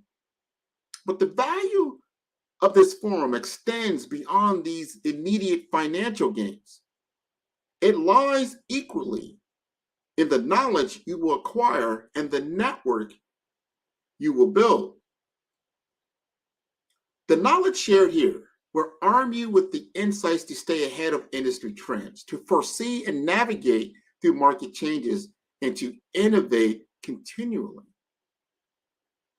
And then there's the network, a community of like-minded professionals, industry leaders, and potential collaborators. This network is your gold mine of opportunity. From potential partnerships that can open new market avenues to mentorships that can offer guidance through your business journey. Investing in the Profit Booster Forum is, in essence, investing in the very foundation of your business's future. The returns of this investment are manifold and enduring. We're talking about creating a sustainable competitive advantage, fostering a culture of continuous improvement, and establishing a brand that stands out in a crowded marketplace. As you participate in this forum, you will witness the transformation of your investment into tangible results. You will see the growth in your operational efficiencies, the increase in your customer engagement, and most importantly, the positive impact on your bottom line. Remember, the true measure of this investment is not just in the immediate financial returns, it's also in the long-term value it adds to your business in the form of knowledge, networks, and a renewed strategic vision. Today, I want to extend that invitation to you, an invitation to embark on a transformative journey with the Profit Booster Forum, a unique collaboration between 5-Star BDM and Solutions with Results. This 4-week intensive branding forum, led by myself and the distinguished Sydney Warnsby, is designed to propel your business out of stagnancy and to the realm of growth and innovation. In week 1, your journey begins with an in-depth exploration of branding strategy. In this phase, we dive into the intricacies of market research. You will learn to assess your business's strengths, weaknesses, opportunities, and threats, a foundational step in carving out your niche in the market. In week 2, you're going to build on the insights from week 1, and we move on to develop a compelling market-dominating position. This isn't just about standing apart from the competition. It's about resonating with your target audience at a deeper level. We'll guide you in translating your unique insights into a powerful market-leading stance. And in weeks 3 and 4, we tailor your strategy with expert guidance in these final 2 weeks. The forum takes an even more hands-on approach. So you will receive dedicated support in creating a skills gap analysis and market dominating position statement for your business. This process is enhanced by the invaluable opportunity of receiving peer reviews and expert feedback. And throughout this journey, you'll experience the power of collaborative learning, an approach that not only broadens perspectives, but deepens understanding. And with support from our industry-leading experts like myself and Sydney, you're not just gaining knowledge, you're gaining allies in your business growth. But what sets the Profit Booster Forum apart is not just the unparalleled expertise and structured learning approach. It's our commitment to overcoming financial constraints to deliver innovative branding solutions. Thanks to the exclusive sponsorship by 5-Star BDM and Solutions with Results, this forum offers actionable strategies, peer insights, hands-on guidance at an unbeatable price. So if you're feeling stuck and in a business rut, unsure how to differentiate your brand in a saturated market, the Profit Booster Forum is your strategy, your gateway to break through. It's here that you'll transform your branding strategies, elevate your market position, and turn potential challenges into lucrative opportunities. Don't miss this incredible opportunity to learn, grow, and thrive in the ever-changing business landscape. I want you to join us online. It starts January 27, 2024, and unlock the secrets to maximizing your profits. This is your chance to reshape your brand's future and to steer your business towards unprecedented success next year. As we stand at the precipice of an exciting journey, I want to have you embracing this as a risk to a pathway to a more successful opportunity in the ever-evolving business landscape. The most significant risk we face is the temptation to remain in our comfort zones. The greatest achievements in business, as in life, often come from stepping into the unknown and embracing risk. The Profit Booster Forum is your opportunity to take that bold step. Remember, inaction is the only strategy guaranteed to fail in a world that changes with each passing second. Our time together in the forum is not just an exercise in learning. It is a blueprint for your business's growth. Our focused learning objectives are designed to equip you with the tools and knowledge needed to navigate the complexities of today's business world. From in-depth market research to innovative branding strategies, each session is tailored to provide you with actionable insights that you can apply directly to your business. And one of the most valuable takeaways from the forum will be your personalized skills gap analysis. This analysis is more than just an assessment. It is a mirror reflecting your current capabilities against your business aspirations.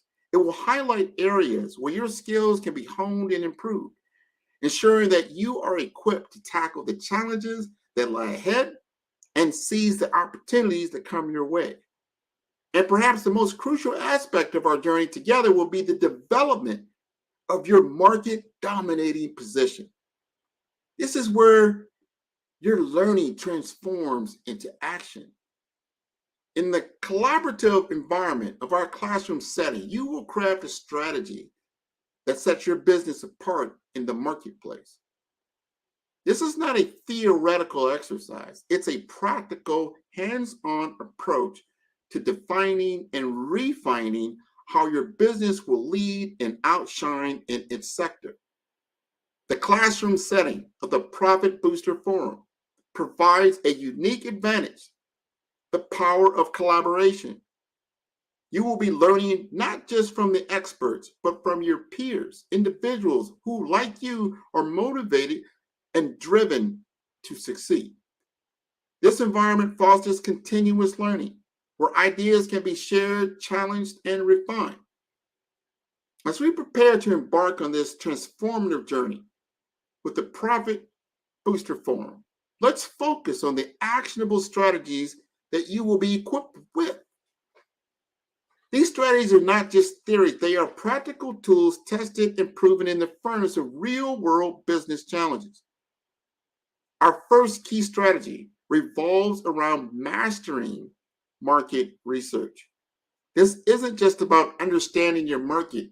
It's about diving deep into the psyche of your customers, identifying emerging trends, and foreseeing market shifts.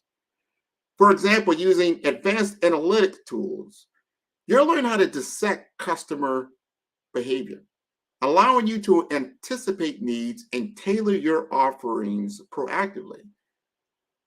Then we will focus on building a resilient brand identity. This strategy is about creating a brand that not only resonates with your target audience, but also withstands the test of time and market fluctuations. We will explore how to craft a brand story that connects emotionally with customers, just as successful brands like Netflix or Airbnb have done, resulting in increased customer loyalty and brand advocacy. You'll learn how to position your offerings in a way that differentiates you from your competition. We'll dissect case studies of businesses that have successfully repositioned themselves in the market, achieving a unique niche.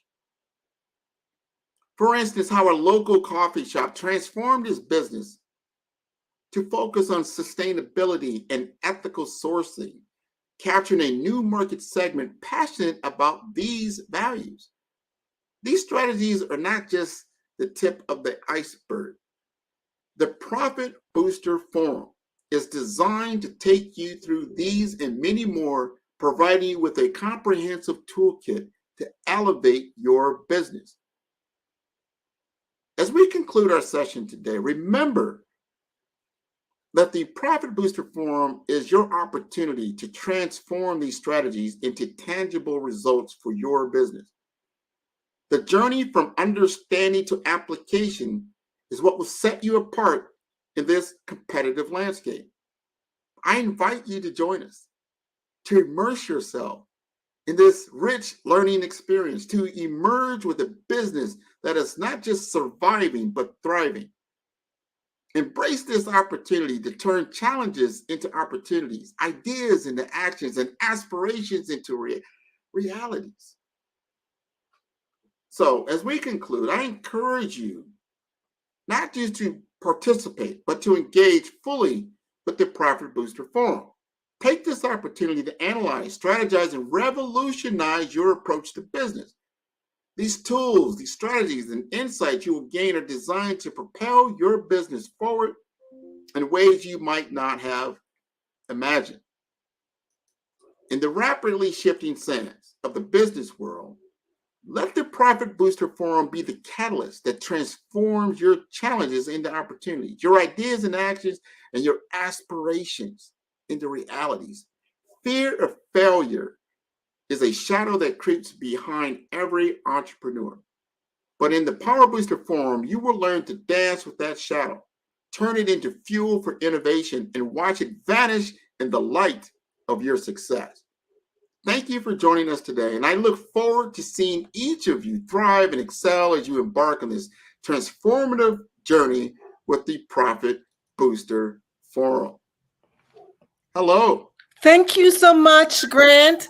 That was powerful. I love that quote. Inaction is the only thing that guarantees failure.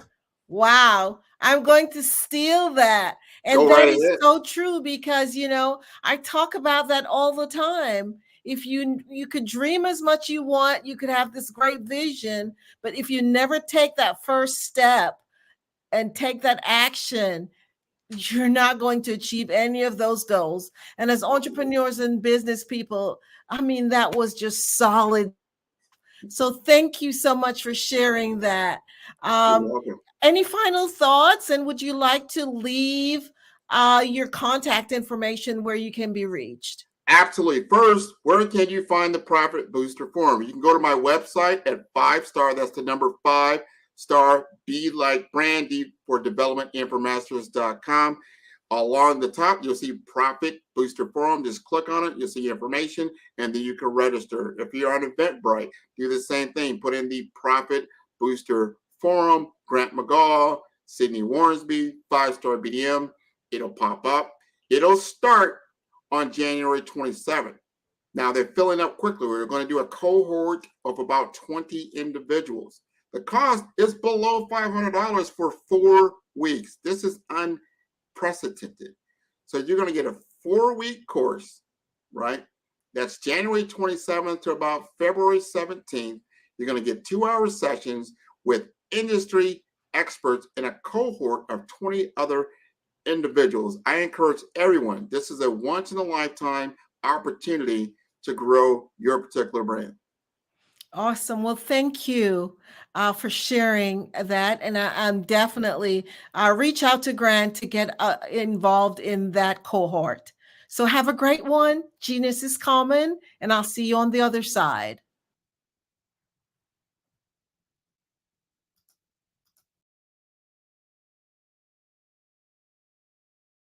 Sometimes you got to hear the news from the Black perspective, and more specifically, Black publishers. And that's exactly why you have to download the Hey Tie app, the largest mobile app delivering breaking news, videos, and podcasts from 200 of your favorite Black publishers. Yes, 200 Black publishers delivering news as it happens, literally all in one app. Go to HAYTI.com or download the app in the Google Play Store or Apple App Store. It's completely free, along with information that you can trust, so go check them out.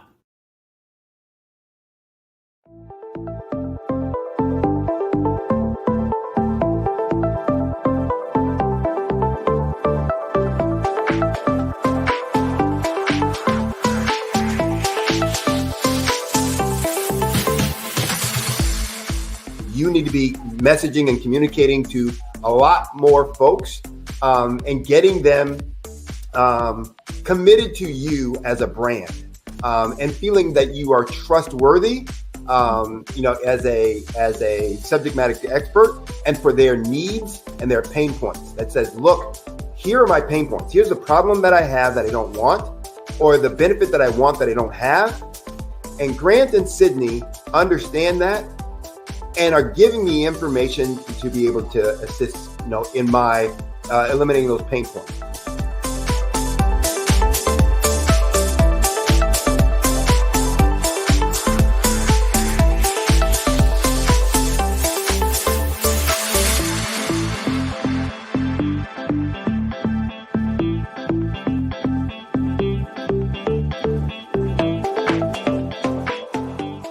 You're going to get a lot out of this workshop. We're going to show you ways that you can begin to look at this particular problem, that you can apply different formulas, techniques, and skills. They're going to get you to that next level. And then you'll understand the value that we're bringing.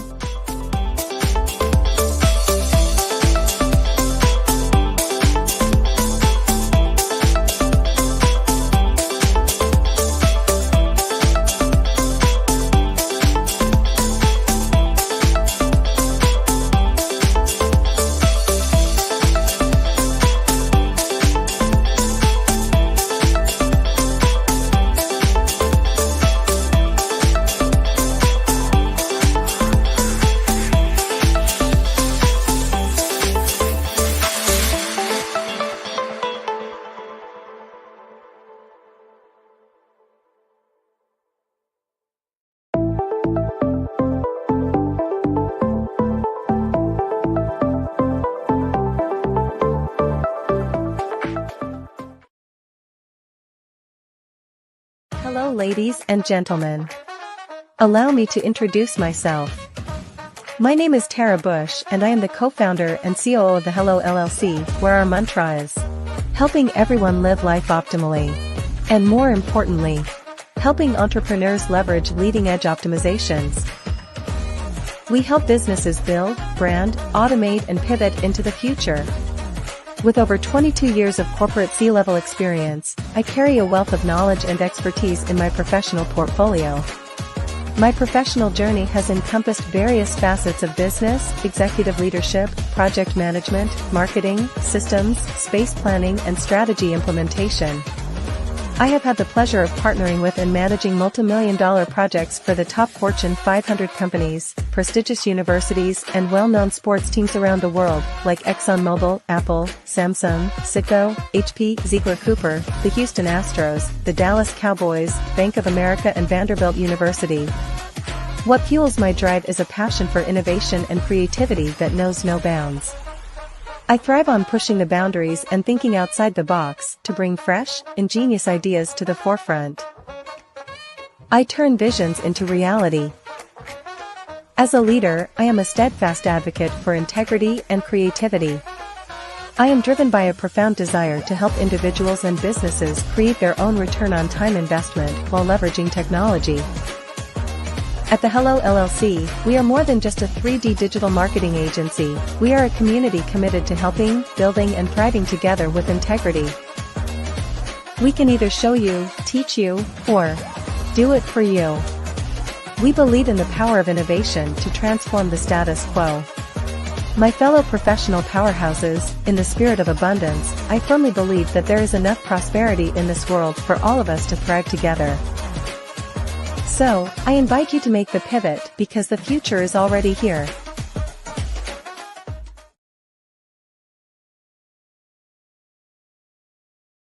Are you an innovative entrepreneur or business owner ready to embrace the future of business transformation? The world is evolving at an unprecedented pace, and it's crucial to adapt and pivot towards success in this dynamic landscape. At the Hello LLC, we are dedicated to guiding you through this transformative journey, offering a comprehensive suite of services that extend beyond the metaverse and 3D immersive experiences. Our mission is to empower businesses and brands by assisting them in building, branding, systemizing. The Black Business Expo is changing my life. This year, they are giving away laptops and even $5,000 in cash to students just like me. I'm Alexis, and I want to go to college to fulfill my dream of becoming an entrepreneur. Help the Black Business Expo going to www.blackbusinessexpousa.com and also becoming a vendor, a sponsor, or donating.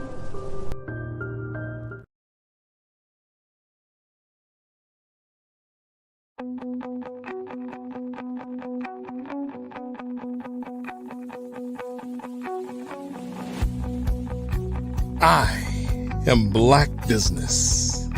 From the moment I wake until the time I sleep. Yes, I am Black Business. I am Black Business. Tell me,